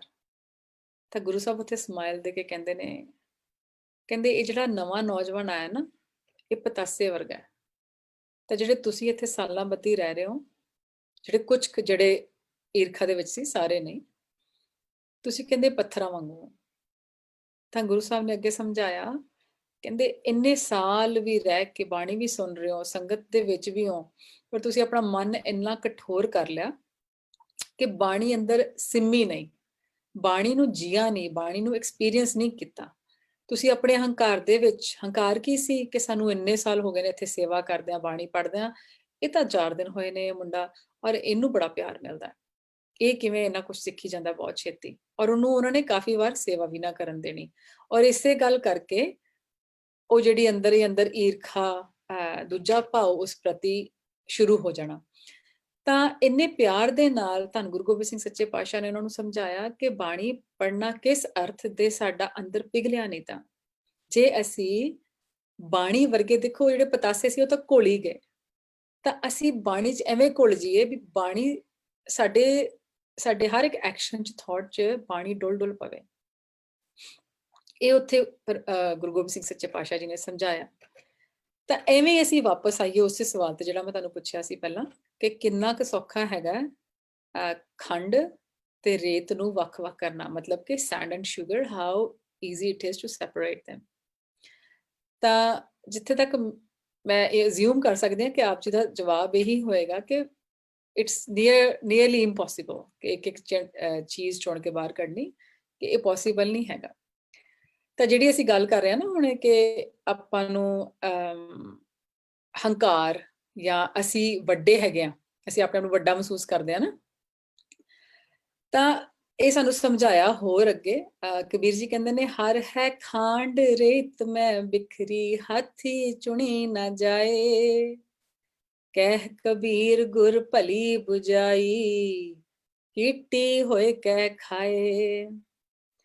ਕਹਿੰਦੇ ਪਰਮਾਤਮਾ ਦਾ ਜਿਹੜਾ ਨਾਮ ਹੈ ਨਾ, ਇਹ ਮਾਣੋ ਕੀ ਹੈ, ਜਿਹੜੀ ਖੰਡ ਹੁੰਦੀ ਹੈ ਉਹੀ ਸ਼ੂਗਰ, ਜਿਹੜੀ ਰੇਤ ਦੇ ਵਿੱਚ ਬਿਖਰੀ, ਮਤਲਬ ਖਿਲਰ ਗਈ ਹੈ, ਇਹ ਪਰਮਾਤਮਾ ਦਾ ਮਾਣੋ ਨਾਮ। ਉਹਨਾਂ ਨੇ ਮੈਟਾਫੋਰ ਯੂਜ਼ ਕੀਤਾ, ਬਹੁਤ ਹੀ ਪਿਆਰਾ। ਅੱਗੇ ਕਹਿੰਦੇ ਨੇ, ਕਬੀਰ ਜੀ ਕਹਿੰਦੇ ਨੇ ਵੀ ਪੂਰੇ ਸਤਿਗੁਰ ਨੇ ਮੈਨੂੰ ਗੱਲ ਚੰਗੀ ਤਰ੍ਹਾਂ ਸਮਝਾ ਦਿੱਤੀ ਵੀ ਇਹ ਤੈਨੂੰ ਕੀੜੀ ਬਣ ਕੇ ਖਾਣੀ ਪਏਗੀ, ਇਹ ਹਾਥੀ ਕੋਲੋਂ ਜੁੜੀ ਨਹੀਂ ਜਾਣੀ। ਤਾਂ ਕੀ ਮਤਲਬ ਹਾਥੀ ਦਾ ਕੀ ਇੱਥੇ ਮੈਟਾਫੋਰ ਹੈਗਾ ਕਿ ਹਾਥੀ ਇਜ਼ ਅ ਬਿਗ, ਹਾਥੀ ਇੱਕ ਜਾਇੰਟ ਚੀਜ਼ ਹੈਗੀ ਹੈ, ਔਰ ਕੀੜੀ ਇੱਕ ਨਿੱਕੀ ਜੀ ਨਿਮਾਣੀ ਜੀ ਚੀਜ਼ ਹੈ ਇੱਥੇ। ਤਾਂ ਸਾਨੂੰ ਸਮਝਾਇਆ ਕਿ ਜੇ ਪਰਮਾਤਮਾ ਦਾ ਨਾਮ ਮੰਨਣਾ ਹੈ, ਉਹਨੂੰ ਐਕਸਪੀਰੀਅੰਸ ਕਰਨਾ ਆਪਣੀ ਲਾਈਫ ਦੇ ਵਿੱਚ, ਤਾਂ ਕੀੜੀ ਬਣਨਾ ਪਏਗਾ, ਮਤਲਬ ਕਿ ਨੀਵੇਂ ਹੋਣਾ ਪਏਗਾ, ਨਿਵਾਣ, ਆਪਣਾ ਜਿਹੜਾ ਹੰਕਾਰ ਹੈ, ਗਰਬ ਹੈ, ਉਹਨੂੰ ਛੱਡਣਾ ਪਏਗਾ। ਤਾਂ ਥੋੜਾ ਜਿਹਾ ਅਸੀਂ ਇਹਦਾ ਕਨਸੈਪਟ ਹੋਰ ਖੋਲਾਂਗੇ। ਗੁਰੂ ਨਾਨਕ ਸਾਹਿਬ ਸੱਚੇ ਪਾਤਸ਼ਾਹ ਕਹਿੰਦੇ ਨੇ, ਨੀਚਾ ਅੰਦਰ ਨੀਚ ਜਾਤ, ਨੀਚੀ ਹੂੰ ਅਤ ਨੀਚ, ਨਾਨਕ ਤਿਨਕੈ ਸੰਗ ਸਾਥ, ਵੱਡਿਆ ਸਿਓ ਕਿਆ ਰੀਸ। ਇੱਥੇ ਇੱਕ ਮਿੰਟ ਰੁਕਦੇ ਆਪਾਂ। ਕਹਿੰਦੇ ਨਾਨਕ ਤਿਨਕੈ ਸੰਗ ਸਾਥ, ਇੱਥੇ ਆਪ ਉਹ ਮੰਗ ਰਹੇ ਨੇ ਕਿ ਉਹਨਾਂ ਦੇ ਨਾਲ ਸਾਡਾ ਸਾਥ ਹੈਗਾ। ਹੁਣ ਅਸੀਂ ਇੱਕ ਵਾਰੀ ਇੱਥੇ ਰੁਕੇ ਕਿਉਂ ਆ, ਕਿ ਮੇਰੇ ਜ਼ਿਹਨ 'ਚ ਖਿਆਲ ਆਇਆ ਕਿ ਨਾਨਕ ਆਪ ਕਹਿ ਰਹੇ ਨੇ ਕਿ ਉਹਨਾਂ ਦੇ ਸਾਥ। ਤਾਂ ਅਸੀਂ ਆਪਣੇ ਆਪ ਨੂੰ ਬਹੁਤ ਵੱਡੇ ਕਹਿੰਦੇ ਆ, ਔਰ ਬਹੁਤ ਵੱਡੇ ਸਮਝਦੇ ਆ। ਜੇ ਤੁਸੀਂ ਵੱਡੇ ਹੋ ਤਾਂ ਤੁਹਾਨੂੰ ਆਪ ਕਹਿਣ ਦੀ ਲੋੜ ਨਹੀਂ ਹੈਗੀ, ਵੱਡੇ ਨੂੰ ਵੱਡਾ ਆਪ ਕਹਿਣ ਦੀ ਲੋੜ ਨਹੀਂ, ਆਪੇ ਕਿਹਾ ਜਾਏਗਾ ਉਹਨੂੰ ਵੱਡਾ। ਤਾਂ ਅਸੀਂ ਵੱਡੇ ਹੋ ਕੇ ਘਵਾ ਕੇ ਕੀ ਕਰਨਾ, ਇਹ ਬੜਾ ਨਾ ਲੱਗਦਾ ਇਹ ਆਪਣੇ ਆਪ ਨੂੰ ਕਿ ਹਾਂ ਇਹ ਗੱਲਾਂ ਬਹੁਤ ਸੁਣੀਆਂ ਨੇ। ਅੱਜ ਗੱਲਾਂ ਸੁਣਨ ਦੀ ਗੱਲ ਨਹੀਂ ਆਪਾਂ ਕਰ ਰਹੇ, ਅੱਜ ਗੱਲਾਂ ਐਕਸਪੀਰੀਅੰਸ ਕਰਨ ਦੀ ਗੱਲ ਕਰ ਰਹੇ ਹਾਂ, ਕਿ ਕੀ ਅਸੀਂ ਆਪਣੇ ਆਪ ਦੇ ਵਿੱਚ ਉਹ ਅਹੰਕਾਰ ਸਾਡਾ ਜਿਹੜਾ, ਔਰ ਸਾਡੀ ਮੈਂ ਹਾਂ, ਕੀ ਅਸੀਂ ਉਹਨੂੰ ਪਛਾਣ ਲਿਆ, ਕਿ ਅਸੀਂ ਪਛਾਣਦੇ ਹਾਂ ਕਿ ਕਿੰਨੀ ਕੁ ਵੱਡੀ ਪ੍ਰੋਬਲਮ ਹੈ ਸਾਡੀ ਲਾਈਫ ਦੇ ਵਿੱਚ। ਕਿਉਂਕਿ ਪਹਿਲਾਂ ਤਾਂ ਰੋਗ ਨੂੰ ਪਛਾਣਾਂਗੇ ਨਾ, ਪਛਾਣਨ ਤੋਂ ਬਾਅਦ ਹੀ ਰੋਗ ਦੀ ਮੈਡੀਸਨ ਮਿਲੇਗੀ। ਕਾਫੀ ਦੁਨੀਆ ਤਾਂ ਐਵੇਂ ਹੈ ਜਿਨ੍ਹਾਂ ਨੂੰ ਰੋਗ ਦੀ ਪਹਿਚਾਨ ਹੀ ਨਹੀਂ, ਔਰ ਰੋਗ ਉਹਨਾਂ ਨੂੰ ਗਾਲੀ ਜਾ ਰਿਹਾ। ਤੇ ਇੱਥੇ ਇੱਕ ਨਾਲ ਥੋੜਾ ਜਿਹਾ ਸਲਾਈਟੈਸਟ ਡਿਫਰੈਂਟ ਕਨਸੈਪਟ ਪਰ ਰਲਦਾ ਮਿਲਦਾ ਅਗਲੀ ਪੰਕਤੀ 'ਚ ਕਿਹਾ ਜਾਂਦਾ, ਜਿੱਥੇ ਨੀਚ ਸੰਭਾਲੀਣ ਤਿੱਥੇ ਨਦਰ ਤੇਰੀ ਬਖਸ਼ੀਸ। ਇੱਕ ਤਾਂ ਅਸੀਂ ਆਪਣੇ ਆਪ ਨੂੰ ਨਿਵਾਣ 'ਚ ਰੱਖਣਾ, ਹਿਊਮਿਲਿਟੀ 'ਚ ਰੱਖਣਾ, ਨਾਲ ਦੀ ਨਾਲ ਜਿੱਥੇ ਨੀਚ ਸੰਭਾਲੀਣ ਤਿੱਥੇ ਨਦਰ ਤੇਰੀ ਬਖਸ਼ੀਸ। ਪਰ ਜੇ ਹੋਰ ਕੋਈ ਸਾਨੂੰ ਲੱਗਦਾ ਕਿ ਸਾਡੇ ਤੋਂ ਵੀ ਨੀਵਾ, ਇਨ ਦਾ ਸੈਂਸ ਇਦਾਂ ਨਹੀਂ ਕਿ ਕੋਈ ਮਾੜਾ, ਪਰ ਕੋਈ ਫਾਈਨੈਂਸ਼ੀਅਲੀ ਥੱਲੇ ਹੋ ਸਕਦਾ ਹੈ, ਕੋਈ ਇਮੋਸ਼ਨਲੀ ਲੋ ਹੋ ਸਕਦਾ ਹੈ, ਕਿਸੇ ਗੱਲ ਕਰਕੇ ਵੀ ਲੋ ਹੋ ਸਕਦਾ, ਤਾਂ ਉੱਥੇ ਜੇ ਉਹਨਾਂ ਨੂੰ ਉਹਨਾਂ ਦੀ ਕੇਅਰ ਕੀਤੀ ਜਾਏ, ਉਹਨਾਂ ਦੀ ਵੈਲਬੀਇੰਗ ਕੀਤੀ ਜਾਏ, ਤੇ ਉੱਥੇ ਕੀ ਹੈ, ਉੱਥੇ ਨਦਰ ਤੇਰੀ ਤਿੱਥੈ ਨਦਰ ਤੇਰੀ ਬਖਸ਼ੀਸ, ਤਾਂ ਉੱਥੇ ਅਸੀਂ ਪਰਮੇਸ਼ਰ ਦੀ ਨਦਰ ਦੇ ਪਾਤਰ ਬਣ ਸਕਦੇ ਹਾਂ। ਮਤਲਬ ਕੀ ਹੋ ਗਿਆ, ਸਾਨੂੰ ਇੱਥੇ ਨਾਲ ਨਾਲ ਮੈਸੇਜ ਇਹ ਵੀ ਮਿਲ ਗਿਆ ਕਿ ਜੇ ਕੋਈ ਇਸ ਤਰ੍ਹਾਂ ਦਾ ਸਾਨੂੰ ਲਾਈਫ ਦੇ ਵਿੱਚ ਕੋਈ ਮਿਲਦਾ ਹੈ, ਤਾਂ ਸਾਡਾ ਉੱਥੇ ਕੀ ਫਰਜ਼ ਬਣਦਾ, ਉੱਥੇ ਆਪਣੇ ਫਰਜ਼ ਨਿਭਾਣੇ, ਉਹਨਾਂ ਦੀ ਹੈਲਪ ਕਰਨਾ। ਇੱਥੇ ਇੱਕ ਹੋਰ ਸਾਖੀ ਆਂਦੀ ਲੰਬੀ, ਪਰ ਮੈਨੂੰ ਥੋੜਾ ਬਰੀਫਲੀ ਤੁਹਾਨੂੰ ਦੱਸ ਦਿੰਦੀ ਹਾਂ। ਗੁਰੂ ਅਰਜਨ ਦੇਵ ਸੱਚੇ ਪਾਤਸ਼ਾਹ ਜਿਹਦੇ ਕੋਲ ਕੁਝ ਸਿੱਖ ਆਏ, ਤਾਂ ਉਹਨਾਂ ਦੇ ਜਿਹੜੇ ਸਵਾਲ ਸੀਗੇ, ਸਵਾਲ ਇਹ ਸੀ, ਕਹਿੰਦੇ ਸਾਨੂੰ, ਉਹ ਗ੍ਰਸਤੀ ਸੀਗੇ, ਗ੍ਰਸਤੀਆਂ ਨੇ ਕੁਐਸਚਨ ਕੀਤਾ, ਕਹਿੰਦੇ ਸਾਨੂੰ ਜਿਹੜੇ ਹੋਰ ਆਲੇ ਦੁਆਲੇ ਜੋਗੀ ਨੇ ਜਾਂ ਪੰਡਤ ਨੇ, ਉਹ ਟੀਚਰਾਂ ਕਰਦੇ ਨੇ, ਸਾਨੂੰ ਟੀਜ਼ ਕਰਦੇ ਨੇ ਵੀ ਤੁਸੀਂ ਤਾਂ ਕਾਮੀ ਵੀ ਹੋ, ਤੁਸੀਂ ਕ੍ਰੋਧੀ ਵੀ ਹੋ, ਤਾਂ ਤੁਸੀਂ ਕਿੱਦਾਂ ਰੱਬ ਨੂੰ ਪਾ ਲਵੋਗੇ, ਤੁਸੀਂ ਕਿਹੜੇ ਗੁਰੂ ਨੂੰ ਮੰਨਣ ਲੱਗ ਗਏ, ਤਾਂ ਅਸੀਂ ਕੀ ਕਰੀਏ। ਹਾਂ, ਕਹਿੰਦੇ ਉਹਨਾਂ ਨੇ ਮੰਨਿਆ ਵੀ, ਕਹਿੰਦੇ ਸਾਨੂੰ, ਹਾਂ ਅਸੀਂ ਕਾਮੀ ਵੀ ਹਾਂ, ਸਾਨੂੰ ਕ੍ਰੋਧ ਵੀ ਆ ਜਾਂਦਾ, ਸਾਨੂੰ ਈਰਖਾ ਵੀ ਹੋ ਜਾਂਦੀ ਹੈ, ਘੱਟੋ ਘੱਟ ਰੀਅਲਾਈਜ਼ ਤਾਂ ਹੈ ਨਾ, ਰੀਅਲਾਈਜ਼ੇਸ਼ਨ ਤਾਂ ਹੈ। ਤਾਂ ਗੁਰੂ ਅਰਜਨ ਦੇਵ ਸੱਚੇ ਪਾਤਸ਼ਾਹ ਜੀ ਨੇ ਹੱਸ ਕੇ ਉੱਥੇ ਜਵਾਬ ਦਿੱਤਾ, ਕਹਿੰਦੇ ਤੁਸੀਂ ਨਾ ਚਾਰ, ਉੱਥੇ ਏਦਾਂ ਲਿਖਿਆ, ਆਪਣਾ ਜਿਹੜਾ ਭਾਈ ਵੀਰ ਸਿੰਘ ਜੀ ਨੇ ਏਦਾਂ ਲਿਖਿਆ, ਉਹਨਾਂ ਨੇ ਸਵਾਲ ਕੀਤਾ, ਕਹਿੰਦੇ ਤੁਹਾਡੇ ਕੋਲ ਇੱਕ ਇੱਕ ਵੋਟੀ ਹੈ, ਚਾਰ ਚਾਰ ਵੋਟੀਆਂ ਹੋਰ ਲਿਆਓ, ਮਤਲਬ ਬ੍ਰਿੰਗ ਫੂਡ ਵਾਈਜ਼। ਤਾਂ ਹੱਸਣ ਲੱਗੇ, ਕਹਿੰਦੇ ਇੱਕ ਨਹੀਂ ਸਾਂਭ ਹੁੰਦੀ, ਚਾਰ ਚਾਰ ਕਿੱਥੇ ਹੋਰ ਲਿਆਣੀਆਂ ਨੇ। ਤਾਂ ਉਹਨਾਂ ਨੇ ਦੱਸਿਆ, ਉਹਨੂੰ ਪੂਰਾ ਖੋਲ ਕੇ ਸਮਝਾਇਆ, ਕਹਿੰਦੇ ਚਾਰ ਗੁਣ ਆਪਣੇ ਵਿੱਚ ਲਿਆਓ। ਚਾਰ ਗੁਣ ਕਿਹੜੇ ਦੱਸੇ ਉਹਨਾਂ ਨੇ, ਚਾਰ ਗੁਣਾਂ ਨੇ ਦੱਸੇ, ਪਹਿਲਾ ਦੱਸਿਆ ਕਰੁਣਾ, ਮੈਤਰੀ, ਮੁੱਦਤਾ ਤੇ ਉਪੇਖਿਆ। ਤੇ ਕਰੁਣਾ ਕੀ ਮਤਲਬ ਹੈ, ਜੇ ਕੋਈ ਵੀ ਆਪਣੇ ਤੋਂ ਲੱਗੇ ਤੁਹਾਨੂੰ ਕਿ ਇਹਨੂੰ ਕਿਸੇ ਚੀਜ਼ ਦੀ ਲੋੜ ਹੈ ਜਿਹੜੀ ਮੇਰੇ ਕੋਲ ਹੈ, ਇਹਦੇ ਕੋਲ ਹੋ ਸਕਦਾ ਨਾ ਹੋਏ, ਆਪਣੇ ਤੋਂ ਨੀਵਾਂ ਕਹਿ ਲਓ ਜੇ ਆਪਾਂ ਸਿੱਧਾ, ਤਾਂ ਉਹਦੇ ਨਾਲ ਅਸੀਂ ਕੰਪੈਸ਼ਨ ਰੱਖੀਏ, ਦਇਆ ਰੱਖੀਏ, ਨਾ ਕਿ ਅਸੀਂ, ਸਾਨੂੰ ਵੀ ਪਤਾ ਅਸੀਂ ਕੀ ਕਰਦੇ, ਸਾਨੂੰ ਕੋਈ ਲੱਗਦਾ ਕਿ ਬੰਦਾ ਫਿਜ਼ੀਕਲੀ ਠੀਕ ਨਹੀਂ ਹੈ, ਇਮੋਸ਼ਨਲੀ ਠੀਕ ਨਹੀਂ ਹੈ, ਜਾਂ ਫਾਈਨੈਂਸ਼ੀਅਲੀ ਲੋ ਹੈ, ਤਾਂ ਅਸੀਂ ਮੂੰਹ ਦੂਜੇ ਪਾਸੇ ਕਰਕੇ ਨਿਕਲ ਜਾਂਦੇ ਹਾਂ। ਆਮ ਤੌਰ ਤੇ ਇਦਾਂ ਨਹੀਂ ਹੁੰਦਾ, ਮੈਂ ਆਪ ਜੀ ਨੂੰ ਸਾਰਿਆਂ ਨੂੰ ਨਹੀਂ ਕਹਿ ਰਹੀ, ਜਨਰਲਾਈਜ਼ ਨਹੀਂ ਹੈਗਾ, ਪਰ ਇਸ ਤਰ੍ਹਾਂ ਹੈ, ਸੁਸਾਇਟੀ 'ਚ ਹੁੰਦਾ ਹੈ। ਜੇ ਉੱਥੇ ਹਰ ਇੱਕ ਕੋਈ ਇਸ ਤਰ੍ਹਾਂ ਦੇ ਬੰਦੇ ਦਾ ਹਾਲ ਚਾਲ ਕੋਈ ਪੁੱਛਣਾ ਸ਼ੁਰੂ ਕਰ ਦੇਵੇ, ਤਾਂ ਸ਼ਾਇਦ ਸੁਸਾਇਟੀ ਵਿੱਚ ਕੋਈ ਲੋ ਰਹੇਗਾ ਹੀ ਨਹੀਂ। ਇੰਨਾ ਵੱਡਾ ਕਨਸੈਪਟ ਸਾਨੂੰ ਦਿੱਤਾ। ਨਾਲ ਕੀ ਦਿੱਤਾ, ਇਹ ਹੋ ਗਿਆ ਕਰੁਣਾ, ਜਿੱਥੇ ਕੰਪੈਸ਼ਨ ਹੈਗਾ। ਦੂਸਰਾ ਮੁੱਦਤਾ, ਜੇ ਤੁਹਾਡੇ ਕੋਈ ਬਰਾਬਰ ਦਾ ਹੈਗਾ ਤਾਂ ਤੁਸੀਂ ਉਹਦੇ ਨਾਲ ਮਿੱਤਰਤਾ ਰੱਖੋ, ਉਹਦੇ ਨਾਲ ਮਿੱਤਰਤਾ ਰੱਖੋ, ਤਾਂ ਕਿ ਤੁਸੀਂ ਰਲ ਕੇ ਸੰਸਾਰ ਦਾ ਕੁਝ ਸਵਾਰ ਸਕੋ। ਤੇ ਅੱਗੇ ਆ ਗਿਆ ਜਿਹੜਾ ਕਰੁਣਾ, ਮੈਤਰੀ, ਮੁੱਦਤਾ। ਹਾਂ, ਜੇ ਤੁਹਾਡੇ ਤੋਂ ਕੋਈ ਵੱਡਾ ਹੈ ਹੋਰ, ਤਾਂ ਉਹਦੇ ਤੇ ਤੁਸੀਂ ਪੂਰੀ ਰਿਸਪੈਕਟ ਕਰੋ, ਤਾਂ ਕਿ ਤੁਸੀਂ ਉਹਦੇ ਕੋਲੋਂ ਕੁਝ ਸਿੱਖ ਸਕੋ। ਉੱਥੇ ਰਿਸਪੈਕਟ ਕਰੋ, ਉੱਥੇ ਈਰਖਾ ਨਾ ਆਏ ਤੁਹਾਡੀ ਲਾਈਫ ਦੇ ਵਿੱਚ, ਉਹਦੇ ਤੋਂ ਵੀ ਬਚਾ ਕੇ ਰੱਖਣਾ ਹੈ। ਸਾਖੀ ਬਹੁਤ ਲੰਬੀ ਹੈ, ਮੈਂ ਤੁਹਾਨੂੰ ਬਹੁਤ ਬਰੀਫਲੀ ਦੱਸਦੀ ਹਾਂ, ਤਾਂ ਕਿ ਸਾਡਾ ਜਿਹੜਾ ਪੁਆਇੰਟ ਹੈਗਾ ਪੱਕਾ ਹੋ ਜਾਵੇ। ਤਾਂ ਤੀਜੀ ਗੱਲ ਹੈਗੀ, ਕਹਿੰਦੇ ਜਿੱਥੇ ਤਿੰਨੇ ਨਹੀਂ ਚੱਲਦੀਆਂ ਨਾ, ਉੱਥੇ ਬਸ ਆਪਣਾ ਰਾਹ ਚੁਣ ਕੇ ਤੁਸੀਂ ਤੁਰ ਪਵੋ, ਪਰ ਕਿਸੇ ਨਾਲ ਲੜਾਈ ਝਗੜਾ ਕਰਨ ਦੀ ਲੋੜ ਨਹੀਂ ਹੈਗੀ। ਤਾਂ ਇੱਥੇ ਜਿਹੜਾ ਸੀ ਸਿਰਫ ਇੱਕ ਪਹਿਲੀ ਗੱਲ ਲੈ ਕੇ ਚੱਲੀ, ਜਿਹੜੀ ਕਰੁਣਾ ਵਾਲੀ, ਕਿ ਜਿੱਥੇ ਕਿਸੇ ਨੂੰ ਲੋੜ ਹੈਗੀ ਹੈ, ਉੱਥੇ ਅਸੀਂ ਆਫਰ ਕਰੀਏ ਜੋ ਸਾਡੇ ਕੋਲ ਸਰਦਾ ਪੁੱਜਦਾ ਹੈਗਾ। ਤਾਂ ਜਿਹੜੀ ਅਸੀਂ ਗੱਲ ਕਰ ਰਹੇ ਸੀ ਨਾ, ਕਿ ਕਈ ਵਾਰ ਅਸੀਂ ਸਾਨੂੰ ਪਤਾ ਨਹੀਂ ਲੱਗਦਾ ਕਿ ਕਿੰਨੀ ਕੁ ਸਾਡੇ ਅੰਦਰ ਇਹ ਜਿਹੜਾ ਸਾਡਾ ਹਉਮੈ ਵਾਲਾ ਸਿਸਟਮ, ਹੰਕਾਰ ਵਾਲਾ ਸਿਸਟਮ ਸਾਨੂੰ ਤੰਗ ਕਰ ਰਿਹਾ।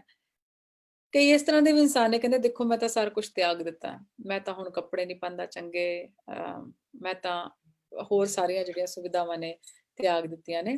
ਤਾਂ ਇੱਥੇ ਵੀ ਕਬੀਰ ਜੀ ਨੇ ਜਵਾਬ ਦਿੱਤਾ, ਕਹਿੰਦੇ ਕਬੀਰ ਮਾਇਆ ਤਜੀ ਤਾਂ ਕਿਆ ਭਇਆ, ਜੋ ਮਾਨ ਤਜਿਆ ਨਹੀਂ ਜਾਏ, ਮਾਨ ਮੁਨੀ ਮੁਨੀਵਰ ਗਲੇ, ਮਾਨ ਸਭੈ ਕੋ ਖਾਏ। ਕਹਿੰਦੇ ਕੀ ਕਰ ਲਿਆ ਜੇ ਤੂੰ ਮਾਇਆ ਤਜ ਲਈ, ਤਾਂ ਜੇ ਤੂੰ ਮਾਇਆ ਤਜ ਲਈ ਕੀ ਕਰ ਲਿਆ ਜੇ ਮਾਣ ਨਹੀਂ ਤਜਿਆ। ਮਾਣ ਮਤਲਬ ਆਹੀ ਜਿਹੜੀ ਅਸੀਂ ਹੁਣੇ ਗੱਲ ਕਰਕੇ ਹਟੇ ਆ। ਤਾਂ ਉਦੋਂ ਪਹਿਲਾਂ ਆਪਾਂ ਰੈਕਗਨਾਈਜ਼, ਅੱਜ ਆਪਾਂ ਸਾਰਿਆਂ ਨੇ ਬੈਠ ਕੇ, ਜਦੋਂ ਇਹ ਸੈਸ਼ਨ ਫਿਨਿਸ਼ ਹੋ ਜਾਏਗਾ, ਤਾਂ ਤੁਸੀਂ ਸਾਰਿਆਂ ਨੇ ਬੈਠ ਕੇ ਆਪਣੇ ਆਪ ਨੂੰ 5 ਮਿੰਟ ਦੇਣੇ ਨੇ। ਆਪਣੇ ਆਪ ਨੂੰ 5 ਮਿੰਟ ਦੇ ਕੇ ਪੁੱਛਣਾ ਕੀ ਹੈ ਕਿ ਕਿੱਥੇ ਕਿੱਥੇ ਮੈਂ ਆਪਣੀ ਆਕੜ ਕਰਕੇ, ਆਪਣੇ ਮਾਣ ਕਰਕੇ ਕੋਈ ਇਦਾਂ ਦੇ ਲਫ਼ਜ਼ ਯੂਜ਼ ਕੀਤੇ ਜਿਹੜੇ ਮੈਨੂੰ ਸ਼ਾਇਦ ਨਹੀਂ ਕਰਨੇ ਚਾਹੀਦੇ ਸੀਗੇ। ਤਾਂ ਹੁਣ ਮੈਂ ਉਹਨੂੰ ਰੈਕਗਨਾਈਜ਼ ਕਿੱਦਾਂ ਕਰਾਂ। ਤੇ ਅੱਜ ਤੋਂ ਬਾਅਦ ਜਿੱਥੇ ਵੀ ਮੇਰੇ ਰਸਤੇ ਦੇ ਵਿੱਚ, ਮੇਰੇ ਇਲਾਹੀ ਰਸਤੇ ਦੇ ਵਿੱਚ ਇਹ ਮਾਣ ਅੱਗੇ ਆ ਕੇ ਖੜਾ ਹੋ ਜਾਏਗਾ, ਝੂਠਾ ਮਾਣ, ਉਹਨੂੰ ਅਸੀਂ ਨੋਟ ਕਰਨ ਲੱਗ ਜਾਣਾ, ਤਾਂ ਕਿ ਅਸੀਂ ਉਹਦੇ ਤੇ ਪਹਿਰਾ ਦੇ ਸਕੀਏ। ਹਾਂ, ਇਹਦਾ ਮਤਲਬ ਇਹ ਨਹੀਂ ਹੈਗਾ ਕਿ ਤੁਹਾਡੀ ਸੈਲਫ ਰਿਸਪੈਕਟ ਖਤਮ ਹੋ ਗਈ ਜਾਂ ਸੈਲਫ ਸਟੀਮ ਖਤਮ ਹੋ ਗਈ। ਦੇयर इज अ ਹਿਊਜ ਡਿਫਰੈਂਸ। ਇਹ ਤੁਹਾਨੂੰ ਆਪਣੇ ਆਪ ਨੂੰ ਪਤਾ ਲੱਗਣ ਲੱਗ ਜਾਏਗਾ ਕਿੱਥੇ ਅਸੀਂ ਮਾਣ ਕਰਕੇ ਗੱਲ ਕਰ ਰਹੇ ਹਾਂ ਤੇ ਕਿੱਥੇ ਸਾਡੀ ਸੈਲਫ ਰਿਸਪੈਕਟ ਦੀ ਗੱਲ ਹੈਗੀ ਹੈ। ਕਿਉਂਕਿ ਇੱਥੇ ਕਬੀਰ ਜੀ ਨੇ ਤਾਂ ਖੁੱਲਾ ਹੀ ਕਹਿ ਦਿੱਤਾ, ਕਹਿੰਦੇ ਉਹ ਅਸੀਂ ਗਲ ਜਾਵਾਂਗੇ। ਮਾਣ ਮੁਨੀ ਮੁਨੀਵਰ ਗਲੇ, ਮਾਣ ਸਭੈ ਕੋ ਖਾਏ। ਸਾਡਾ ਮਾਣ ਹੀ ਸਾਨੂੰ ਖਾ ਜਾਂਦਾ।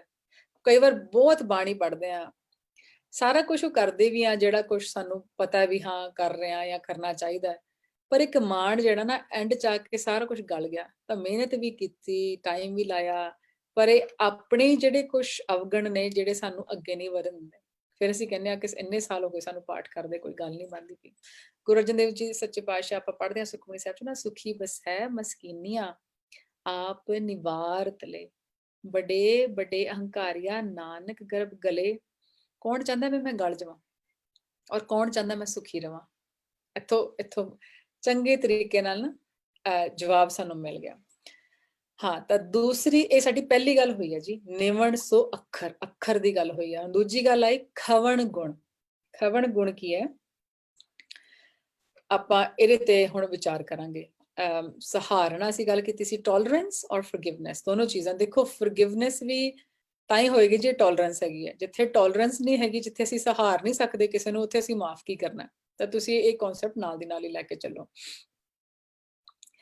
ਤਾਂ ਆਪਾਂ ਪੜ੍ਹਦੇ ਹਾਂ ਬਾਣੀ ਦੇ ਵਿੱਚ, ਕਬੀਰਾ ਜਹਾਂ ਗਿਆਨ ਤੈ ਧਰਮ ਹੈ, ਜਹਾਂ ਝੂਠ ਤੈ ਪਾਪ, जहाँ लोभ तह काल है, जहाँ खिमा तह आप।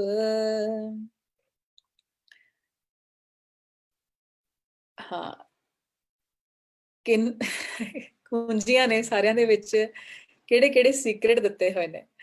ਕਹਿੰਦੇ ਇਹ ਜਿੱਥੇ ਗਿਆਨ ਆ ਗਿਆ ਨਾ ਕਿ ਮੈਨੂੰ ਹੀਰੇ ਵਰਗਾ ਜਨਮ ਕਿਉਂ ਮਿਲਿਆ, ਜਿੱਥੇ ਇਹ ਗਿਆਨ ਆ ਗਿਆ ਉੱਥੇ ਉਹੀ ਧਰਮ ਹੈ। ਉਹ ਗਿਆਨ, ਕਿਉਂਕਿ ਫਿਰ ਉਸ ਰਾਹ ਤੇ, ਉਸ ਧਰਮ ਤੇ ਇਨਸਾਨ ਚੱਲਣ ਲੱਗ ਜਾਵੇਗਾ। ਜਿੱਥੇ ਨਹੀਂ ਹੈ, ਝੂਠੇ ਕਰਮ ਕਰੀ ਜਾ ਰਹੇ ਆ, ਉਹ ਸਭ ਪਾਪ ਹੀ ਹੈ, ਕਿਉਂਕਿ ਖਤਮ ਹੋ ਜਾਣਾ ਕੰਮ, ਸਾਰਾ ਟੈਂਪਰੇਰੀ ਹੈਗਾ। ਜਿੱਥੇ ਲੋਭ ਹੈ, ਜਿੱਥੇ ਗਰੀਡ ਦੇ ਵਿੱਚ ਕਿ ਆ ਮੈਨੂੰ ਮਿਲਣਾ ਚਾਹੀਦਾ ਸੀ, ਇਹਨੂੰ ਕਿਉਂ ਮਿਲ ਗਿਆ, ਉੱਥੇ ਤਾਂ ਕਾਲ ਹੀ ਹੈ ਨਾ।